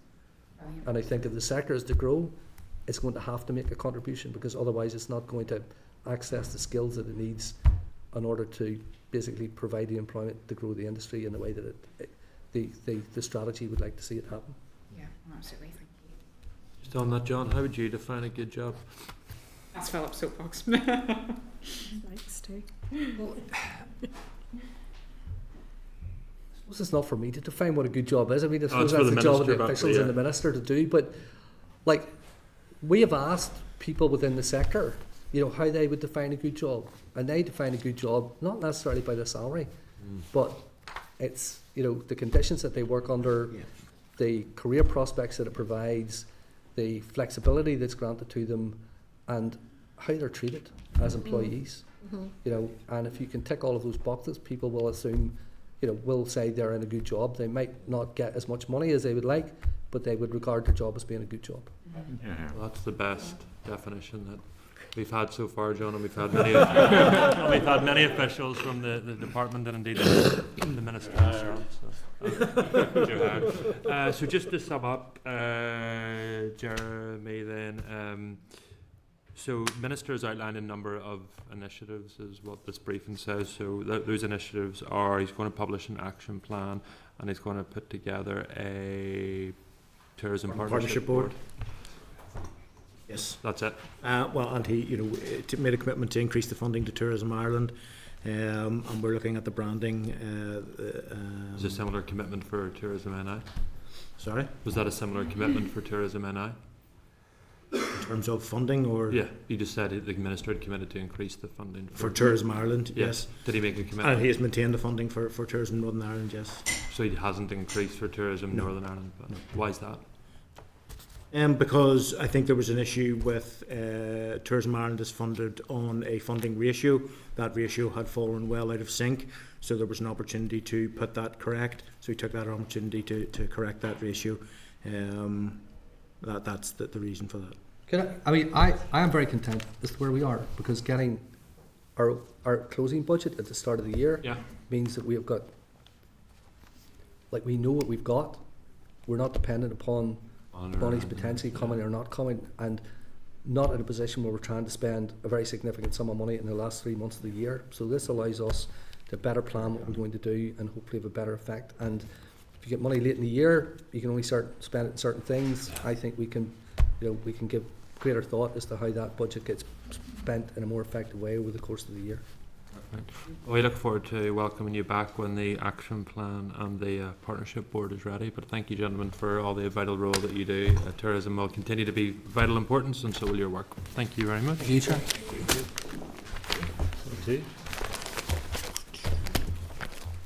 Are you shooting back down the road? Yes. Not immediately, but yeah.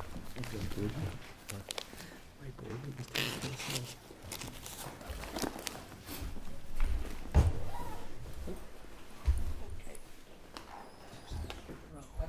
Thank you very much, John. I asked the chair. So, will the Tourism Partnership Board be looking after the big strategic issues that we really need to feed into developing tourism in a global context? Is it going to look at air routes? Is it going to look at our rail connectivity? Is it going to look at our road connectivity in and to and from the airports and things like that? Because you know, it seems like a really small action plan, kind of very localised in terms of what we've seen in the documents. So where's the big stuff? Where's the infrastructure piece in terms of that development of how we move around here? I think that you make a valid point, Sinead. You know, this briefing was put off twice in anticipation of production of substantial materials for this committee, and to be given a 4-page document, which in fairness Tourism Northern Ireland has produced, not the department, I think is slightly disappointing. The Tourism Partnership Board states that the role of the Tourism Partnership Board will be to help develop and oversee the action plan that will be co-designed and co-delivered with the industry. I don't know what that means. It's just a lot of important buzzwords put together. I assume whenever this partnership's set up, Clerk, we may receive more information on its terms of reference, membership and strategic aims, but we haven't received anything to now. That's correct, Chair. So if the committee wants to write to the department and seek a follow-up brief on the vision and the 10-year plan, and also seek the terms of reference of the partnership board, so will it cover infrastructure, will it cover the air connectivity? Does the committee chairperson also want to write to the department just seeking just more information on their plans for the promotion of the Northwest brand? Probably don't want to call it that, but you know what I mean. And also perhaps the committee wishes to welcome the explanation that Tourism Northern Ireland has provided for applicants for event support, and perhaps also to seek sight of the events framework and a breakdown of the 650,000. And does the committee chairperson also wish to encourage the department, because it's a good time to do it, to spend more on events? I sort of got that feeling from members that they like events. I think they're very important and a good way to promote Northern Ireland, the Northern Ireland brand, etc. overseas. So additionally then, I think we're also looking for the spending per visitor information. Now there's global figures at page 268 of your packs from NISRA, but you're looking spending per visitor. The £300 jumpers, etc. And also, I think maybe the committee's already asked for a briefing on air connectivity. And would we leave the member to go back on Ebrington herself, as we did with somewhere in North John said he would write to us in relation to the SWOT analysis. Okay, so we'll write to the department in that regard. So what I always do, even though they promise to do things, I always write to them and say, please tell us about the thing you said you would do. So is that it, Chairperson, of a mistake? The only one, Jeremy had undertaken to provide some consultation responses that indicated the demand for the All Island brand. Just when I read the consultation response, I couldn't find it. Okay. Is that agreed, Chairperson? Yes, air routes we've covered. And could we write to John McGrellan? So John said that he would rather that Tourism NI had a broader legislative remit. I'd just be keen to hear his views on what the a broader remit would be. Yes, Chairperson. Is that agreed, Chair? Okay, so tourism is done. Well, I want to know as many of those pullovers Mike bought. Yes. Okay, members, we'll then move to item number 7. Yep, which is the Motor Insurance Association of British Insurers. The committee will now receive an oral and written briefing from representatives of the Association of British Insurers on issues relating to the increased cost of motor insurance in Northern Ireland. Refer members to the briefing paper at page 121, report from confused.com at page 128. and other associated documents. Good morning, how are you all? I'm doing well, thanks. How are you? Good to see you, thank you. I am very pleased to welcome Alistair Ross, Assistant Director and Head of Policy, and Jonathan Fong, Manager General Insurance Policy at AIB. Gentlemen, you're very welcome to the committee. Apologies for holding you up. We're slightly late, but we're committee are very interested to hear from you, so I'll hand it over to you at this stage. Thank you very much, Chair, and thank you to the committee for the invitation to come in here and talk to you today about the motor insurance market and the factors that are driving premiums in Northern Ireland in particular. I'll not go over the whole of the written submission we've made to the committee, but as we'd set out, we're starting to see indications that motor insurance premiums rises are starting to ease after what was a record rise in 2023. So over the course of last year, we saw a 25% rise, and that averaged out at £543 for a UK average in terms of motor insurance premiums. And that ended up towards the end of last year at an average of 627. The better news for consumers is that over the course of Q1 of this year, that has eased significantly to an increase of 1%. So we're now seeing that average across the UK at 635, and we'll continue to see what happens over the course of the rest of this year.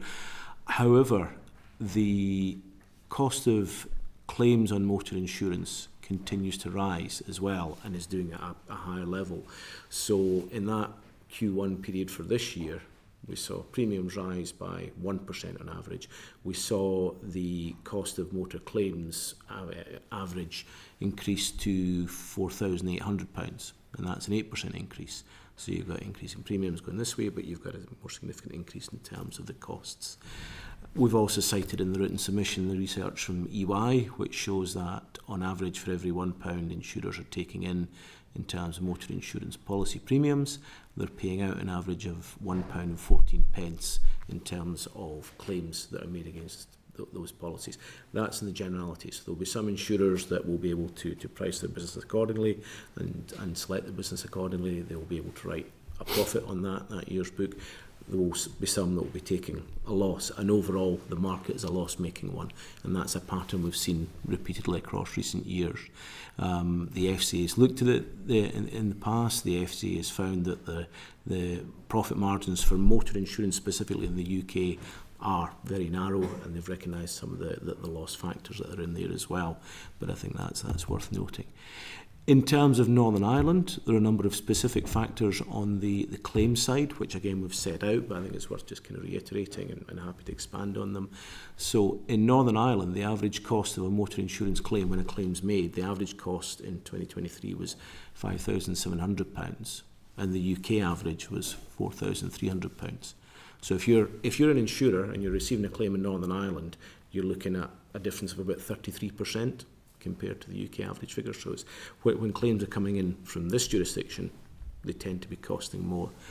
If that claim includes compensation for personal injury or bodily injuries, as known within the industry, that average cost from Northern Ireland is £20,100, and that's 40% higher than the UK average, which is a little over £14,000. So again, you're seeing significant differences there. When insurers are writing their premiums, they're having to take into account the potential for claims coming in with those kind of differentials, and that tends to get reflected in the underwriting process. Now, those bodily injury claims, they will include things like compensation for the injury you've suffered. It'll also include compensation for any treatments or therapies that you have, and also the legal costs that have been incurred during the process if you've taken legal advice and taken it to court. Unfortunately, in Northern Ireland, we've also got higher rates for road traffic accidents than we do in the rest of the UK. It's pretty stark, the figures that we've set out in the written submission. And again, I would just point to the fact that in terms of the 16 to 24-year-old age cohort, they account for about 1 in 5 of casualties who are being either killed or seriously injured, so the most extreme examples, they make about 1 in 5 of that cohort, even though they only account for 9% of the driver population. So there's a disproportionate impact there. I'll stop there. We're very grateful to you for the opportunity to come along and discuss what action the industry can take and is taking in terms of addressing the cost of motoring, but we're also keen to discuss with you what actions can be taken by the Department for Infrastructure, Department for Justice and the Judiciary in Northern Ireland to address some of those additional costs. Thank you, sir. UK-wide premiums, you're saying 1% rise on average Q1. What's that in Northern Ireland? Unfortunately, we're not able to break the motor premiums data that we have down by a Northern Ireland or a kind of English regional basis or anything else like that. I don't know if, John, you've got anything to add on that. Yeah, while we do collect the premium data for the different nations across the UK, we're unable to sort of break that down and disaggregate it because that's due to strict competition law. And there's a competition law challenge if we start breaking down into individual nations there. But we do have the claims costs where we have seen them increasing within Northern Ireland. You can break down the claims cost, but you can't break down the premium increase cost. We can break it down, but we're unable to share that publicly due to competition law concerns. Okay. So is your view, without giving me an exact figure, that it's more or less than 1% in Northern Ireland in Q1? I believe we're unable to comment on that specifically, but what we do know is we have seen overall motor insurance premium increases over the past several quarters, and this is due to a wide range of factors. We have to kind of take a look at a multi-year factor, and they've been truly exceptional years. We have seen COVID impacts that still are lasting to today. You've had factory shutdowns, you've had fundamental changes to the labor market. You've had geopolitical change with the Russian invasion of Ukraine, with conflict in the Middle East that have halted supply chains and have especially impacted the motor vehicle supply market. You've had inflation and you've had stuff like the semiconductor shortage, all of which has resulted in significantly increased motor insurance costs and impacts throughout the supply chain, which impact both Northern Ireland as well as the wider UK market. Would you accept there's been a disproportionate increase in Northern Ireland as compared to other parts of the UK? There has been some impact, and largely due to what Alistair just shared, because there are issues to do with personal injury discount rate. There are issues to do with the compensation associated with the Green Book, which meant that some of these increases have been more marked within Northern Ireland.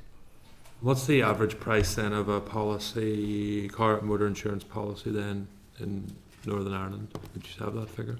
That's something we're unable to share due to competition law concerns, but it measures in at £635 UK-wide. Okay.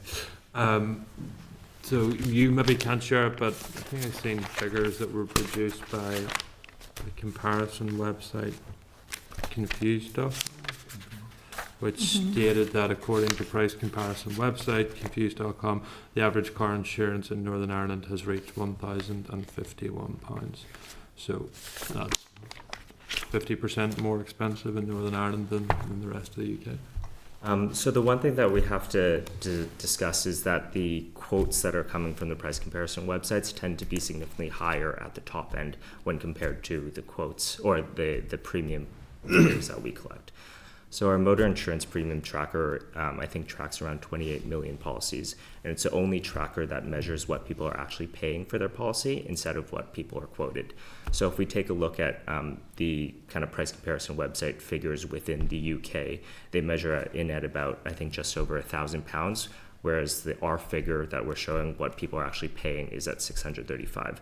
So there is a noticeable difference between what people are quoted versus what people are actually paying.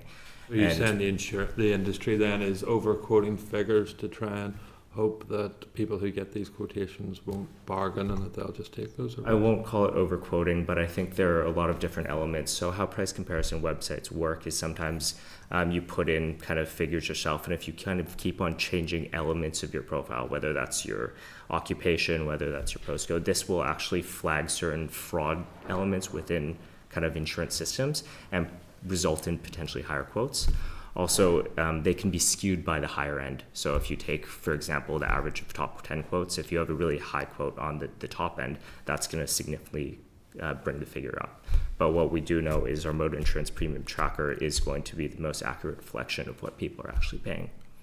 Just to add to that, if it's helpful, I think obviously the different price comparison websites produce their different trackers and they're able to break it down to a Northern Ireland level. But it is a snapshot. So it's a snapshot of a particular part of the market, because if you're using the data that they are taking for price comparison websites, that's not capturing people that would buy through a broker. And the broker market in Northern Ireland is particularly strong. It doesn't capture people that are buying direct from their insurer. It tends not to pick up people that are renewing with their existing insurer. It tends to focus on people that are shopping around and trying to get a new policy and get a better deal. So you're dealing with a much smaller sample, and it's a snapshot, and it is dependent on some of the factors that Jonathan said in terms of the various algorithms that they run. So I appreciate that they give you a different set of figures, but it's not really possible to compare like with like or apples with apples. Might be easier though if you guys produced the figures then and were given to us rather than saying that you're unable to do them. These are just the figures that are publicly available, and I think it's a prevailing view of the public in Northern Ireland that insurance companies are profiteering on the back of hard-pressed families. That's what I get in my constituency office on a daily basis. Profits then within the industry, are they up or down? So it has been a particularly challenging year for the motor insurance industry. A quote that Alistair quoted a while ago comes from the consultancy EY, and for every £1 in premium collected by the motor insurance industry in the UK, they spend £1 and 14.5 pence on claims and expenses. So obviously this has been quite a challenging year, and similarly last year, I believe that net combined ratio was 111%, which means for every premium collected, they spent £1 and 11 pence in claims and expenses. And then in terms of actions that you had mentioned, Alistair, what do you think actions that the Department for Infrastructure and Justice that you had mentioned there that would help reduce the premiums that are being quoted? Yeah. So there are a number of different levers that could be pulled here. Not any one in particular is going to have an instant or a uniform effect across the board, but there are lots of different factors. One very obvious one is graduated driver licensing. So the Assembly in 2016 passed the Road Traffic Amendment Act, and that set down the provisions for a graduated driver licensing scheme. And again, we've set out some of the details of that in the written submission. But essentially that's about tackling one of the particular groups that is most vulnerable for road traffic accidents, and it tends to be newly qualified drivers, not necessarily young drivers, but newly qualified drivers with a lack of experience on the roads, usually country roads, late at night with a car full of friends. And unfortunately, you're in a position where I'm sure every single one of you can relate to that in terms of your own constituency experiences and some of the road traffic accidents that we see on a depressingly regular basis reported, particularly at weekends, it seems to be as well. So a graduated driver licensing scheme would make a difference. It's been legislated for in 2016. It was delayed before the pandemic. It was then delayed by the pandemic. I think I saw last month that the Minister for Infrastructure has asked officials for an update on that. So I don't know if that indicates that we're closer to its implementation, but that would be helpful. We support very much the department in that, and also in its work on road safety promotion more generally. I've sat in a road safety forum with the department in the past, and there is more that can be done. There is improvements you can make to the road infrastructure to tackle some of the particular accident black spots that we know are out there within the transport network, but also campaigns like Road to Zero are really important as well, so we encourage and support the department's work on that. In terms of the Department for Justice, your colleagues in the Committee for Justice are actually looking tomorrow at regulations to revise some aspects of something called the personal injury discount rate. Now it's actually quite a complex actuarial concept, but essentially it's a multiplier that is applied when people have suffered what we term as life-changing injuries. So if you're involved in an accident of some nature, usually a car accident, but possibly an accident at work as well, where your life has changed. You won't be able to work, you may be permanently disabled, you may need to change your house, your whole life is altered through no consequence of your own actions. And in that situation, the courts will calculate the amount of compensation that you're due, which would reflect what you could reasonably expect to earn during the course of your working life, and that money is to support you for the rest of your life. The discount rate is applied to achieve 100% compensation, because in that kind of situation, if you're receiving a lump sum, and you're talking figures of certainly above £500,000, usually several £1 million for life-changing injuries, you'll tend to receive that in a lump sum, and then you'll be able to invest that in various different assets, and there's a potential for you to actually earn more in return on those assets than you would have done throughout the course of your earning period. So the personal injury discount rate is applied to make sure that you try and get as close to 100% compensation as possible. The way the personal discount rate is structured in Northern Ireland is different to the other jurisdictions in the UK, and it's produced the lowest discount rate in the UK and in fact the world at minus 1.5%. And to put it very simply, the lower the discount rate is set, the more the compensators pay out.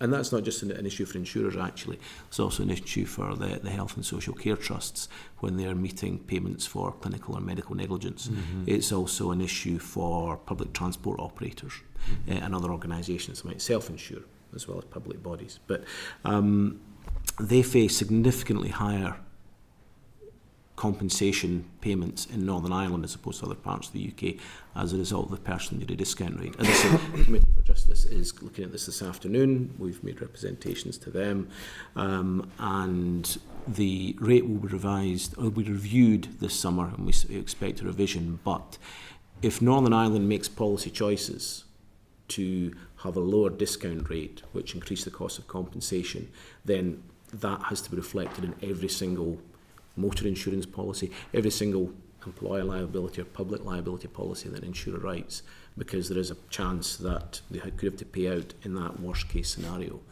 And again, that's another factor that is putting inflationary pressure on premiums in this part of the country. Okay, thank you very much, sir. Philip? Thank you, Chair. I don't know if you're aware or watched the debate in the Assembly yesterday. If you did, you will understand that there was unanimous, consistent agreement that from politicians that on behalf of their constituents they feel that people are being ripped off here with regards to home and car insurance. I mean that came out loud and clear. You talked, or the chair made the point about the kind of comparison sites, the quotes versus the reality. I mean, I was going to raise that point. I mean, the FCA did do away with the loyalty penalty, but I'm going to take it a wee step further, even beyond comparison sites. That when people get quotes from their current insurer, that it's in the recent years, sometimes double what they were paying.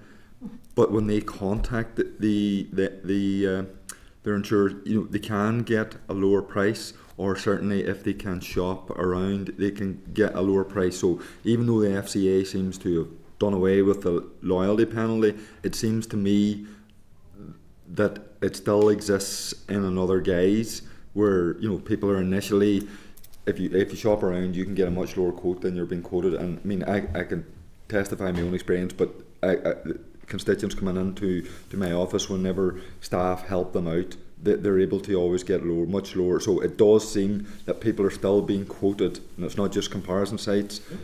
People are being quoted much more than they may if they have the wherewithal to challenge that they pay. Not everybody will have the wherewithal to challenge that, so people are paying much more. So from that sense, those people are being ripped off with regards to insurance quotes. They're paying much more than they need to be.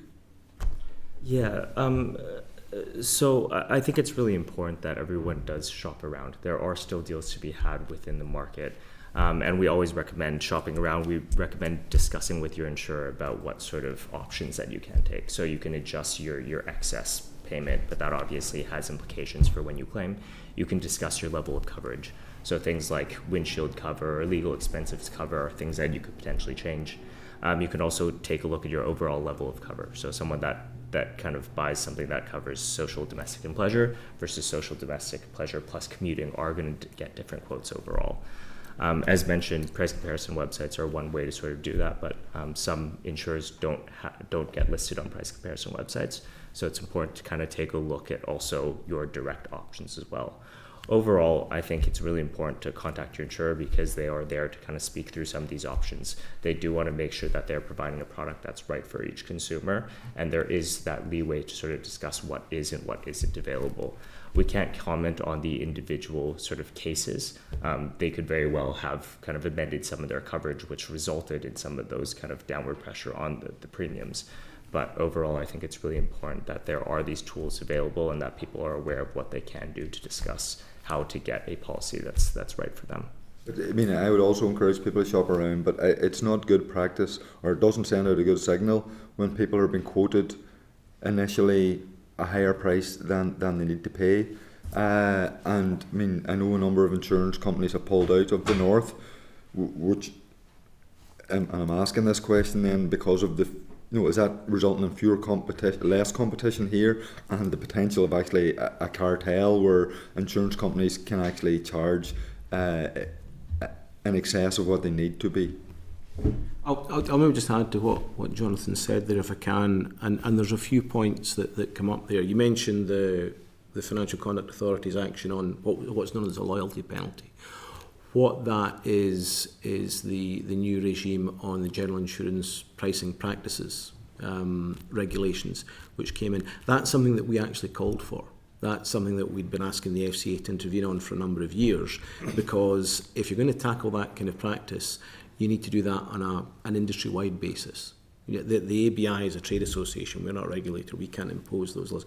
We actually went to the FCA and said, we need to see some interventions here because we recognise some of the concerns in parts of the market where people were seeing their prices increase year on year without adequate explanation. So we absolutely support that. We've welcomed it. It's been imposed. Insurers are adhering to that. It's in its early stages still, and both the insurance industry and the regulator are just working through that.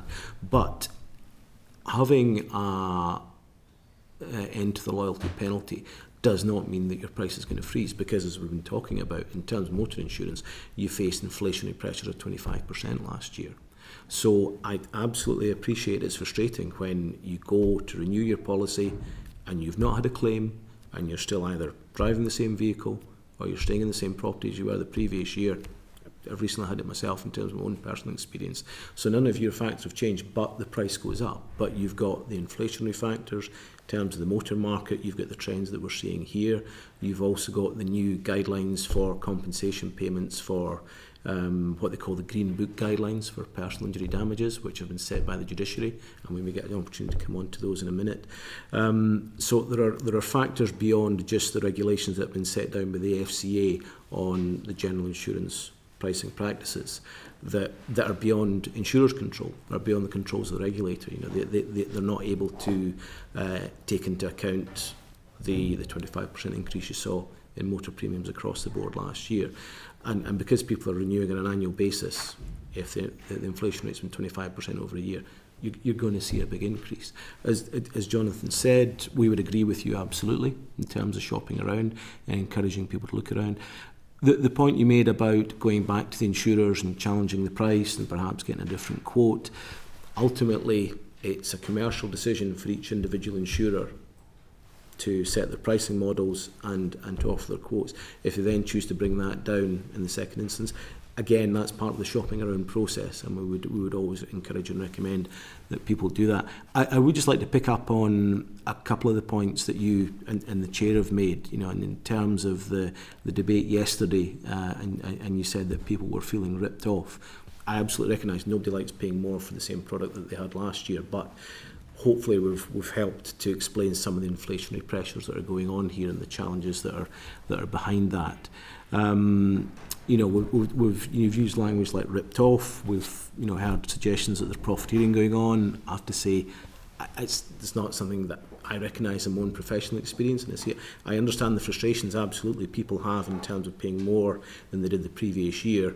But if you actually look, certainly in the motor insurance market, since 2017, if you track the prices taking into account inflation, the increase has been less than 1%. Now, I can tell you that's pretty cold comfort if you're seeing a significant rise of 25% year on year and you're in a cost of living crisis and you're in a constrained household budget. I absolutely appreciate that, but I think we need to look at the bigger picture there. In terms of the insurance industry operating as a cartel, yeah, I appreciate where you're coming from in that, but that's a really serious allegation. In terms of the Northern Ireland insurance market, you have different channels. You've actually got 2 Northern Ireland dedicated price comparison websites. That's certainly more than Scotland or Wales or England as a whole. So you've got price comparison websites, including those specific ones for Northern Ireland now. You've got a pretty strong, robust broker network in Northern Ireland as well. You're also able to buy direct from insurers. So there are a number of insurers in the marketplace. There have been a couple of cases where insurers have withdrawn from the retail insurance market for home and for motor, what we call personal lines in the industry. But those were decisions that were taken by those individual insurers across the board. So that wasn't a Northern Ireland specific move, that was a UK-wide decision to withdraw at this point in time from those particular markets. They may come back in time again at some point, but I'm not aware of any insurers taking an active decision to pull out of the Northern Ireland market but keep writing within Great Britain, for want of a better term. What they may do is just reduce their commercial appetite for writing business here on the basis of some of the things we've touched on in terms of, if there is going to be a claim, it's going to be significantly more expensive in Northern Ireland. Gary? Oh, sorry. Oh, go ahead. Yeah, Gary. Thanks, Chair. I think you'll sense obviously the frustration around the issue of car insurance. We hear day and daily from constituents. In the absence obviously of figures from yourselves, the figures that we do have from the Confused.com analysis refers to 17-year-olds paying, not been quoted, actually paying £2,919 on average. That's an increase of 81% in the past 12 months. 18-year-olds are paying over £3,000, an increase of 70%. That's triple the national average. Are those figures, obviously you don't have your own, or you can't share them with us, but are those figures that you actually recognise? Certainly I recognise them, that's what I'm hearing. But is that something that you are hearing as well? People are actually paying those prices? Unfortunately, we do have stats that prove that younger drivers do pose the biggest risk to our roads. They not only claim more frequently, but when they do claim, they claim for higher amounts. And we see that within our own internal stats as well. It kind of looks like a U-curve. It tends to be higher for the youngest population, but also for older populations as well. And this is because of a lot of various reasons. Young driver, it has a lot to do with sort of their level of risk taking. It has to do with their level of brain development. That means they're not scanning the road quite as frequently, that they are more prone to taking risks, and they obviously lack that sort of experience to drive on the roads. So what we do see, at least UK-wide, is that motor insurance premiums for young drivers are the highest and higher than any other cohort. While we're once again unable to comment on those individual cases, there will be instances where people are going to be paying high premiums, but that's also not necessarily to do with their age. There are a lot of other factors that motor insurance premium is based on, and that could be due to their location, their occupation, their driving history, what type of policy they have, their car, how fast their car goes, how long they've been driving. All these things kind of go into calculating motor insurance premium. So there could definitely be instances where people are paying quite high premiums for their young driver policy, but there are also cases where they could be paying a significantly lower amount. There are different products in the market that could potentially be helpful. So the one thing that we do talk about is the telematics policy, which essentially tracks how you do drive. And if you have a good driving record, the premium tends to come down a bit. If you have a poor driving record, it tends to go the other way. We've heard from our members that this seems to be a product that's underutilized within the Northern Ireland market. And it is something that a lot of our members do provide. So of the top sort of 20 motor insurance providers within the UK, around 2/3 have a dedicated telematics product. And we would definitely recommend that young drivers take a look into that. Going back to something that we've spoken about before, that more advanced graduated licensing scheme, which we would like to see, we can go further and sort of limit the amount of blood alcohol limits to zero instead of other measures. We could take a look at banning sort of nighttime driving with exclusions for people that are traveling for work or for emergencies. We could also take a look at limiting the number of passengers that people can carry in a vehicle. All those, I think, are things that can improve the driving record of young drivers. I think there's also something to be said about improving driving overall and road safety overall. So something that we talk about is also the safe systems approach, which isn't really just looking at the driver in a box. We have to take a look at the entire system. And that's everything from how your roads are designed, how your motorways are designed, the road regulations, how they interact with other road users. So we have a particular keenness on trying to address vulnerable road user safety as well. I appreciate that, and there's no doubt all of us here, and myself included, have a particular interest in road safety. We don't doubt that issue, and of course we want people to be safe on the roads. The reality is that I think that the majority of people, indeed in this report, it says 1 in 7 are happy with their premiums. I would struggle to find the one, to be honest. I think people are very, very frustrated, and it's almost unjustifiable. No matter, I appreciate you're representing the industry, people feel it's unjustifiable. I had a constituent contact me last week whose son had recently passed their test. She says, we've been quoted £3,000. What advice would you give me? And I says, well, unfortunately, I don't have any, but maybe could you give them some advice as to what they should do? Yeah, so I mean, we've spoken a lot about sort of speaking to your insurer and discussing what options are available. Yeah. So kind of changing the coverage and also this telematics policy. But what I do want to say is this is absolutely a priority for the industry as well. So we've recently put together a board subgroup, and this is member CEOs and C-suite level decision makers from some of our widest firms to talk about how we can collectively as an industry bring down the cost of providing motor insurance. So in February, we released our 10-point roadmap, which is something I believe we've shared with the committee already. And this is a 10-point plan where we can hope to work with stakeholders, with governments across the UK, with our members and other stakeholders to try to bring down those costs. I'm happy to kind of go through some of these points itself, but we're hoping that so is just a final point, Chair, if you don't mind, just in terms of the issue. I hear regularly from people as well that because of the people who have actually paid their insurance, they have accidents, albeit them possibly minor as opposed to major, don't actually want to claim from their insurance for fear that it actually puts the insurance up further. So you're actually finding the people who really can't afford it are almost paying double because they're not wanting to claim for the insurance because it's so high. They're then going to get the garage themselves to pay for it. I'm seeing that trend regularly. The car insurance industry, unfortunately, and I'm sorry to say it, is in the mud. And I think that you really have to listen to those people who really are struggling, some of the most vulnerable, and they can't afford, even if they do get a half decent quote that they think we can live with that, they can't afford to almost pay the full thing.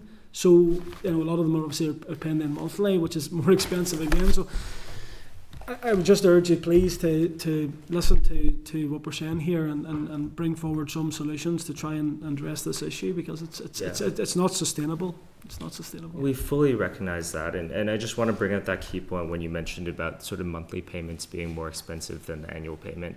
So we've recently released our premium finance principles, which hopes to address some of those concerns. So premium finance essentially allows you to pay your premium in monthly installments or at other installments versus kind of a lump sum at a year's price.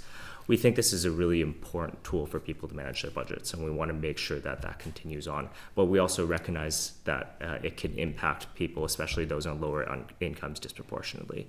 So we have worked with our members, we've discussed with the FCA, and we've put together these premium finance principles, which focuses on kind of transparency, affordability, accountability, and hopefully we'll work with our members over the next year to try to implement that. But just to take, for example, what we want to see right now is a bit of clarity from the get-go at point of quote of what you are paying at a monthly basis versus what you are paying an annual, so people could make those right decisions. We also want to make sure that they're proportional to the cost incurred by the insurer for providing this service. Just to reassure and to add to what Jonathan said there, we absolutely hear what you're saying. I was actually just checking last night. I've had more meetings and spent more time with MLAs on motor insurance premiums than I have with MSPs at Holyrood, MSs in the Senedd and MPs at Westminster combined. So we are very aware that it's a real live issue. You've seen that the number of times that insurance has been raised since the Assembly returned at the start. We of the year. appreciate you coming here, in fairness, to hear the concerns. So I don't want to. It's not a personal Oh, issue. no, It's no. just it is a Not taken like frustration. And appreciate that. Thanks, Chair. And we are feeding it back to our member companies, so please be assured of that. Thank you, and just reiterating what everybody else is saying here, this is a real issue for our constituents. We're in a low-wage economy as well, so it affects the poorest in our society particularly. And we have a lot of carers in my constituency that are using the car to go from home to home to provide really high-level care for our constituents, and they're now feeling that the insurance is the barrier to employment. So it's something we collectively need to fix. And Northern Ireland in particular has a real big problem with it, as we've seen with the percentage increases and the percentage, in relation to the insurance claims, the 33% higher and the 40% higher in personal injury. But I would argue even that 25% rise is actually at the lower end of the rises that are being experienced by our constituents.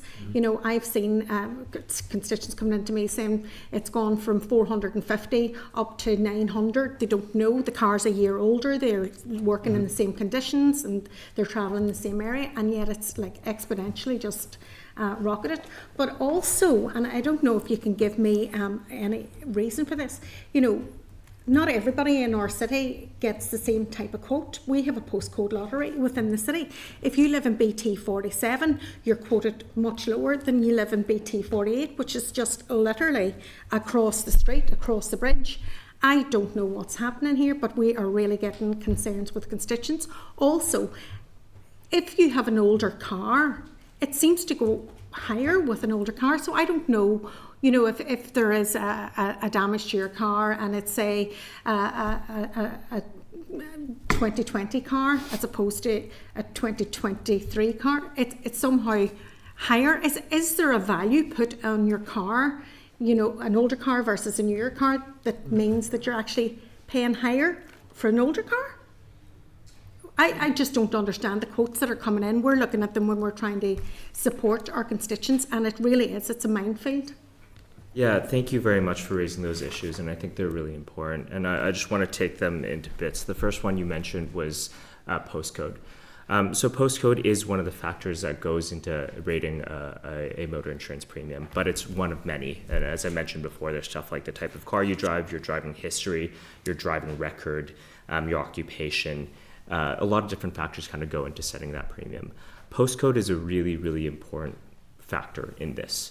And it's because location provides a lot of actuarial evidence and provides a basis for the sort of claims history of a specific area. And it provides a lot of evidence over, for example, what type of roads are there, what type of traffic management systems, what is the vehicle makeup of that area, how likely it is that someone will claim, the number of uninsured drivers, the number of vehicle thefts. So all of that is going to be indicated within location. And even though there could just be sort of disparate differences in geographical closeness between two postcodes, having that actuarial history is actually really important in determining how likely it is someone is going to claim in the future. As to your question on older cars, I think it's difficult to comment on those individual cases. At the end of the day, there's going to be a lot of different factors that go into it, and many of them are going to be even, specific make and model related. But what we have seen over the past couple of years is significant pressure on the automotive sector, where there is, related to some of the stuff I mentioned, be it sort of factory shutdowns due from COVID, be it material shortages based off of geopolitical issues, semiconductor shortages, labor shortages. We've actually in the past couple of years seen significant pressure and delays within both new vehicles, but also vehicle parts. So it could be very well that, if someone has a specific make and model of vehicle, they are experiencing part shortage, and therefore it's going to be significantly more expensive to provide coverage and repair for that vehicle. Additionally, if that vehicle sort of takes longer to repair, there are overall costs that are added to that as well. So if they potentially have a courtesy car coverage or a temporary replacement vehicle, the cost of providing those vehicles have gone up, but also because the length of repair has gone up, you're essentially getting a double hit on that. So a lot of these different factors are going to go in and potentially explain why some vehicles are more expensive than others. But what the insurance industry is trying to do is also to add a bit more transparency here. So we work very closely, and the insurance industry funds an organization called Thatcham Research, who does some fantastic work on sort of vehicle safety and vehicle security. And we're trying to improve our transparency to let people understand, why are certain vehicles more expensive to insure. And obviously this is more of a long-term solution, but we're hoping some elements of that is going to improve that transparency and allow people to make more better decisions, at least for their own instances. So just so I get this right, because I need to get this right in my head. So if somebody has a 2000 vehicle, I'm just saying, 2000 vehicle, exact same, but they have a new vehicle, there could be a premium put in the older vehicle because it might be more difficult to get the parts and the cost of getting the parts and the time to get the parts if they have an accident. And that is why there is that differentiation, because it's unclear. I wouldn't have that understanding, that I would have thought a new vehicle would cost much, much higher to insure than an older vehicle. But you're saying that they do weigh that up. And again, I'm just taking it back to the poor people in our society can't go in to Charleshurst and say, could you give me the latest model, please? I want that. They are, taking their second-hand cars and they're buying them as best that they can afford, and yet the premium of their insurance could be higher based on the fact that it's an older car. Is that what you're telling me? Or am I wrong? Can't speak equivocally to that fact because it's going to really depend on each individual case, but that is one of potentially many reasons why that could explain that result. The other thing I would possibly quote is obviously a newer vehicle is going to have all the bells and whistles. They're going to have a lot of safety technology into place. It's going to have intelligent speed assistance. It's going to have automated emergency braking. It's going to have a lot of kind of safety implements in place, collectively known as Advanced Driving Assistance Systems, or ADAS, which could potentially improve the road safety of that vehicle. And if there's an actual actuarial basis saying those newer vehicles have a better track record, then that's going to be reflected in that kind of risk-based approach that motor insurance takes. Patrick? I think if I just can maybe kind of expand a bit on some of the points, because you said at the start, carers who are driving about a lot, if you're doing a lot more miles during the course of your working day, then you're on the road for longer, there's a greater potential for you to be involved in a collision of some kind, and so there are kind of fundamental factors. I absolutely recognise what you say about people that are on lower incomes. It's really difficult, especially as you said, if they're buying second-hand cars. I think, Jonathan, the price of second-hand cars has gone up 30%. So you're seeing costs increase there, and then if they're facing higher premiums on top of that. But I'd just like to take the committee back, if I could, just to one of the points we made earlier about the cost of compensation claims in Northern Ireland, because it's actually quite significant, and again, it's just changed. So we've mentioned a couple of times the Green Book guidelines that are set down by the judiciary in Northern Ireland, and they have set out their recommendations, which tend to be followed by the judges, although I'll give you maybe a couple of examples that show that's not the case. And what they're assessing is, across the board, personal injury damages have gone up 25%, but within that there's some fairly significant increases. So if you take, for example, a common case of whiplash, soft tissue injury, if you've been involved in an accident, you've got some soft tissue injury, maybe some bruising, some pain in your neck and your upper body. Your compensation, if the symptoms of that last from 3 to 6 months, you're going to get paid, or the recommendation is that you'll get paid £5,000 compensation for that. In England and Wales, the recommended figure is just under £500. Yeah. So you've got a multiplier of 10. I know, and this is useful, but this falls outside the remit of this committee. That would be the matter for the Committee for Justice. I know that you've made representations too, so I appreciate the importance of the points that you're making, but unfortunately outside of our remit. Patrick? Thank you, Chair, and thank you for your presentation.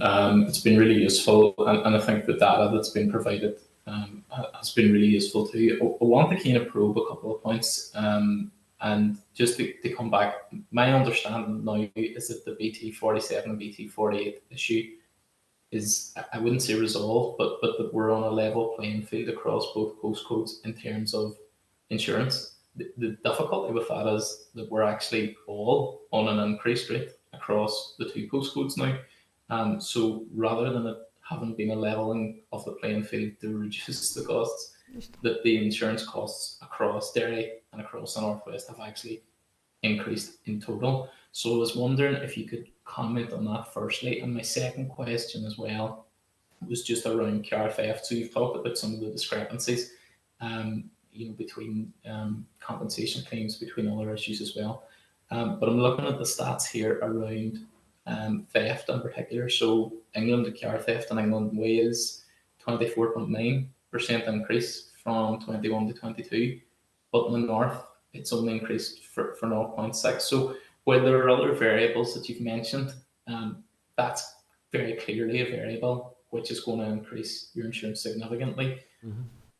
We're in a good position where that's lower here, and the increase in that has been lower here as well. So I'm wondering, how does that factor in?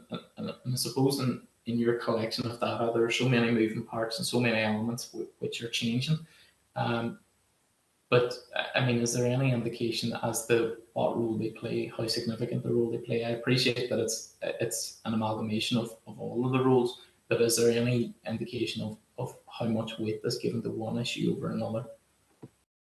I'll maybe start on that, and then Jonathan can come in. In terms of BT 47 and 48, it's not a particular issue that I've been aware of. So if you're able to send me details of that, we can certainly look into that and check with our member companies to try and better understand what's going on in that particular part of the market. But it's maybe kind of something better handled offline, and then we can come back to the committee if that would be helpful in time. Yeah, you're absolutely right. I mean, I'm looking at the data here, and Northern Ireland is significantly below the average in both England and Wales and in Scotland for vehicle theft and thefts from vehicles as well. So the claim costs involved in that are significantly lower. And I appreciate what you said, Chair, about the bodily injury aspect, but that's dwarfed by the claims costs from bodily injury claims. And so these things will offset. I mean, just looking across the rest of the figures, property damage, Northern Ireland's pretty much in line with England and Wales and Scotland and the UK average, slightly lower in accidental damage. Replacement vehicle costs is higher in Northern Ireland, and that's a problem. It's a problem that actually was recognised by the judiciary, and one of the judges actually asked for what's called a pre-action protocol to be introduced, because he was seeing significant discrepancies between what insurers were prepared to meet in terms of the cost for a replacement vehicle, it's known as credit hire, and what plaintiffs were claiming for. And again, that's also affected by things like the capacity of the garage network in Northern Ireland. So you've got a lower level of capacity, you've got less competition. If you're putting your car in for repair, it may be taking longer than it would in other parts of the UK. That means you're relying on the credit hire vehicle for a lot longer, and credit hire costs in Northern Ireland have been a significant factor in the past. It looks like that may be addressed now, and that may come down in time. So that will hopefully be a benefit from one intervention. But I don't know if, Jonathan, there's anything you would want to add?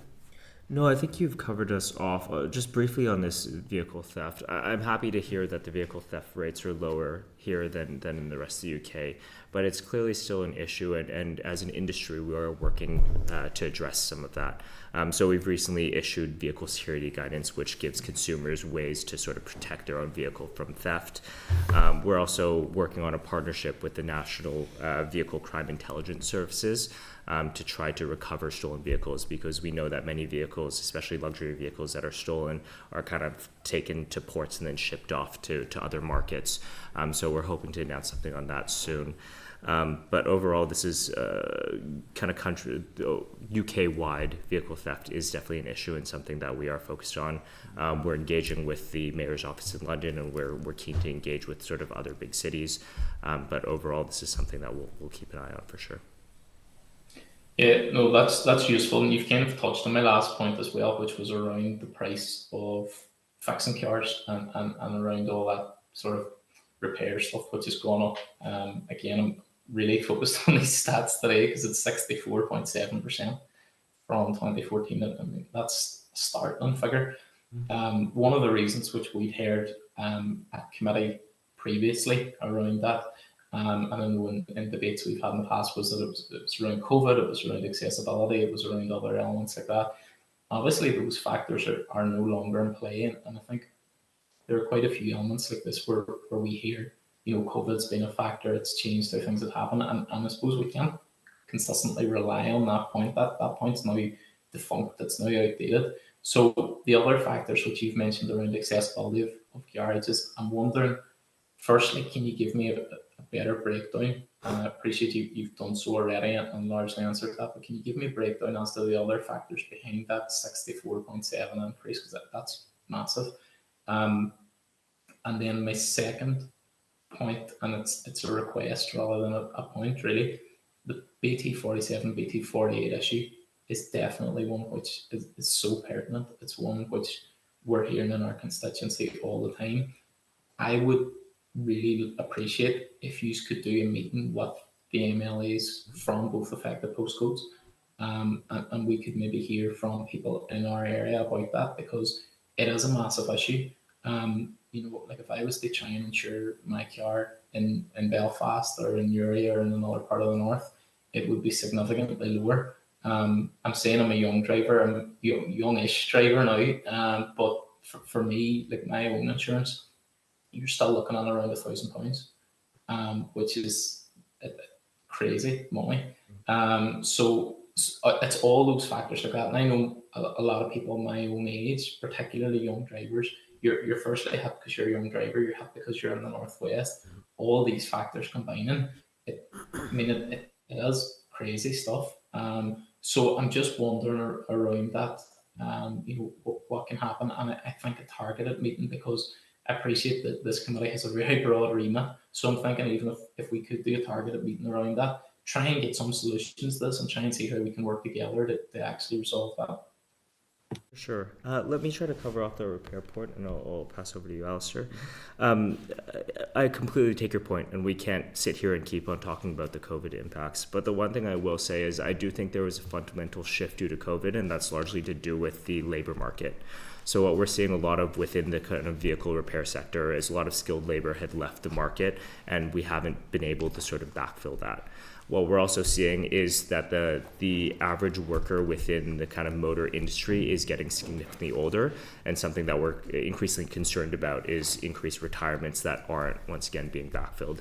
So we obviously want to work with government. We think there's a really big role to retool and reskill and retrain people to work in the automotive sector.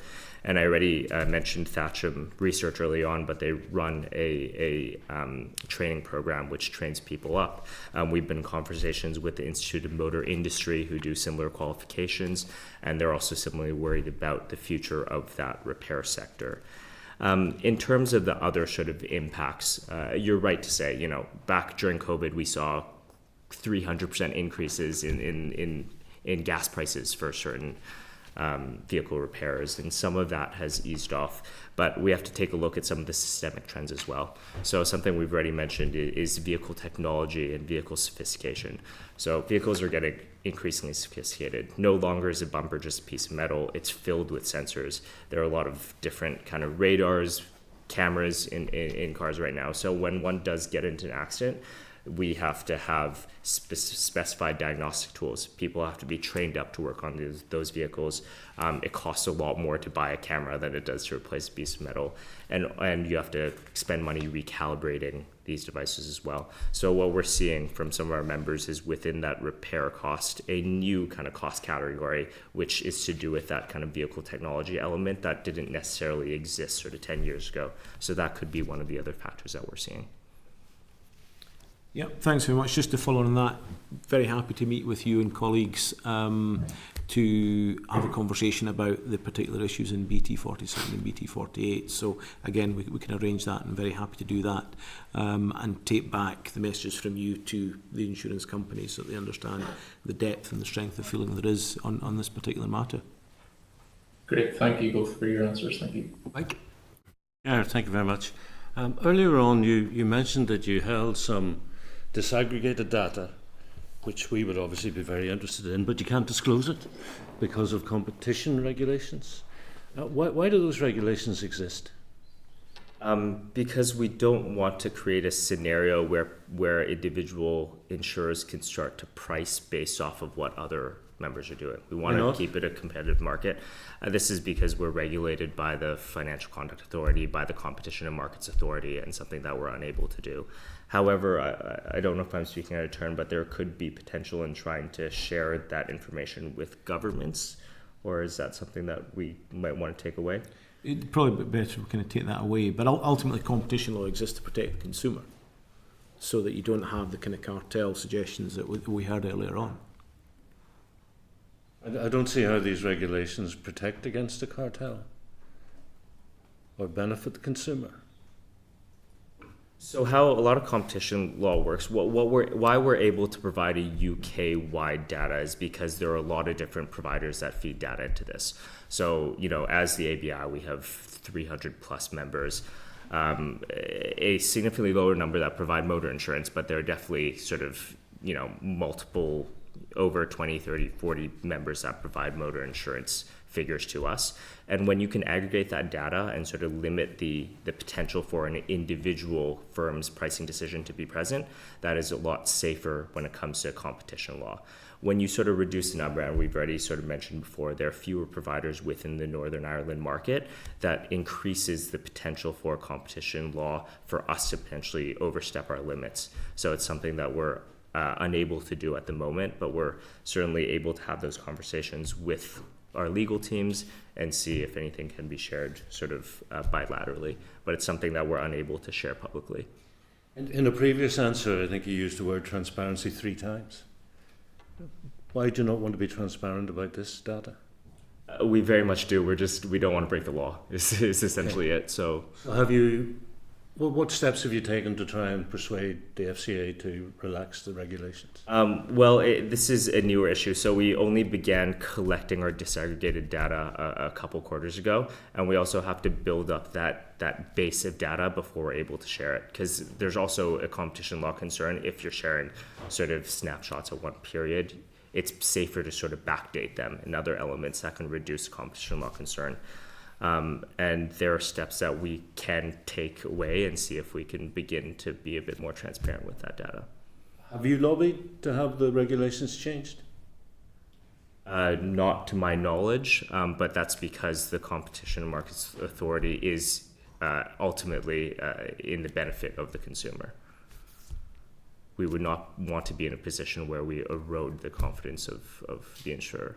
Right. Or of the consumer. I'm now confused, Jonathan, because you gave me the impression a moment ago that you would like to disclose this disaggregated data. We would like to have a bit more transparency there. Well, what does that mean, a bit more? We'll have to take that one away to see how we want to release our disaggregated data among the various kind of nations across the UK. Okay. Well, maybe you could get back to us when you've got a firm view. Thank you. Okay, gentlemen. Thank you. As you know, it's a very salient issue in Northern Ireland, but I'm sure in other places, and members just are expressing the concerns that have been raised directly with them. But thank you for your frankness and fullness in your answers. I appreciate that, and no doubt we'll continue to be in touch, as hopefully we all work together for the shared goal of trying to reduce the costs that are passed on to consumers. But I appreciate that. Thank you so much. Thank you for the opportunity. Thank you. Thank you very much.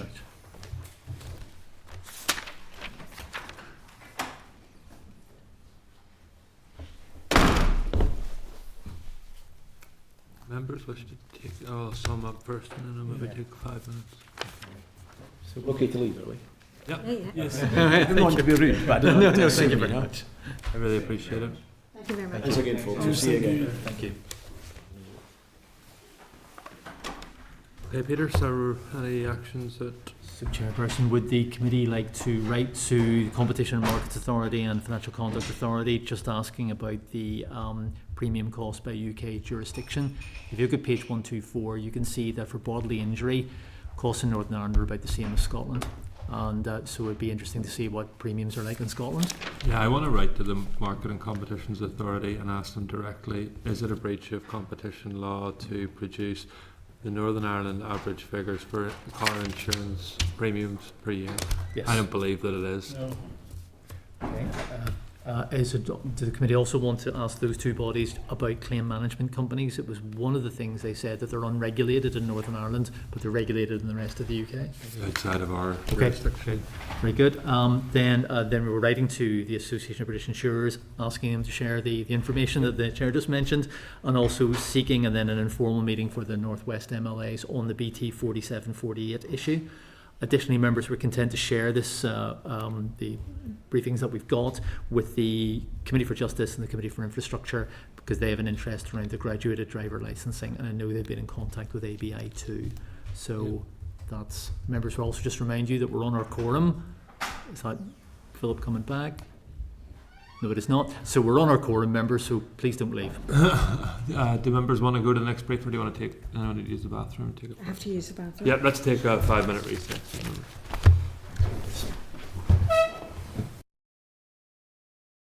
Committee Room 30, sound.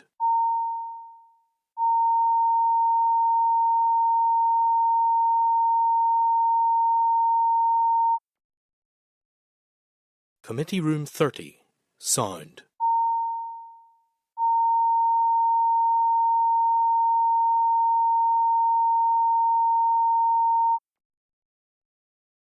Committee Room 30, sound.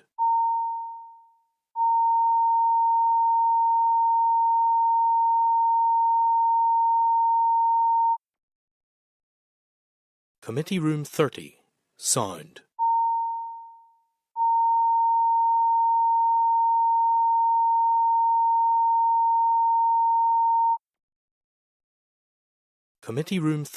sound.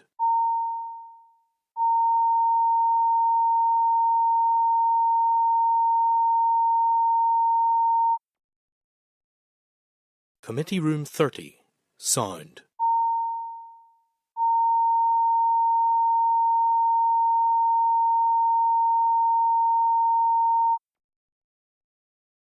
Committee Room 30, sound.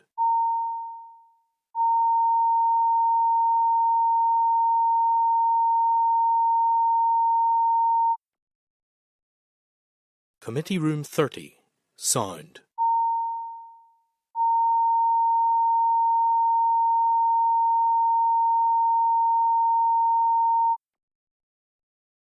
Committee Room 30, sound.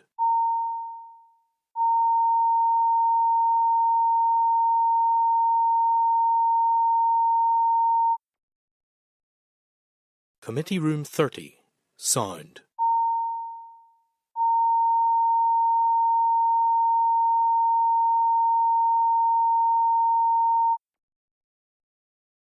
Committee Room 30, sound.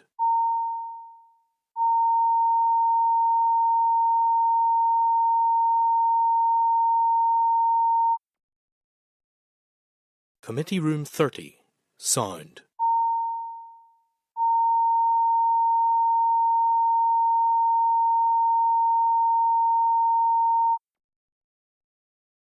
Committee Room 30, sound. Committee Room 30, sound.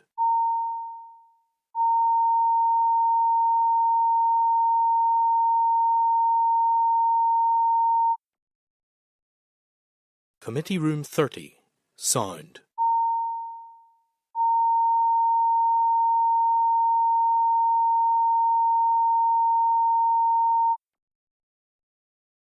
Committee Room 30, sound.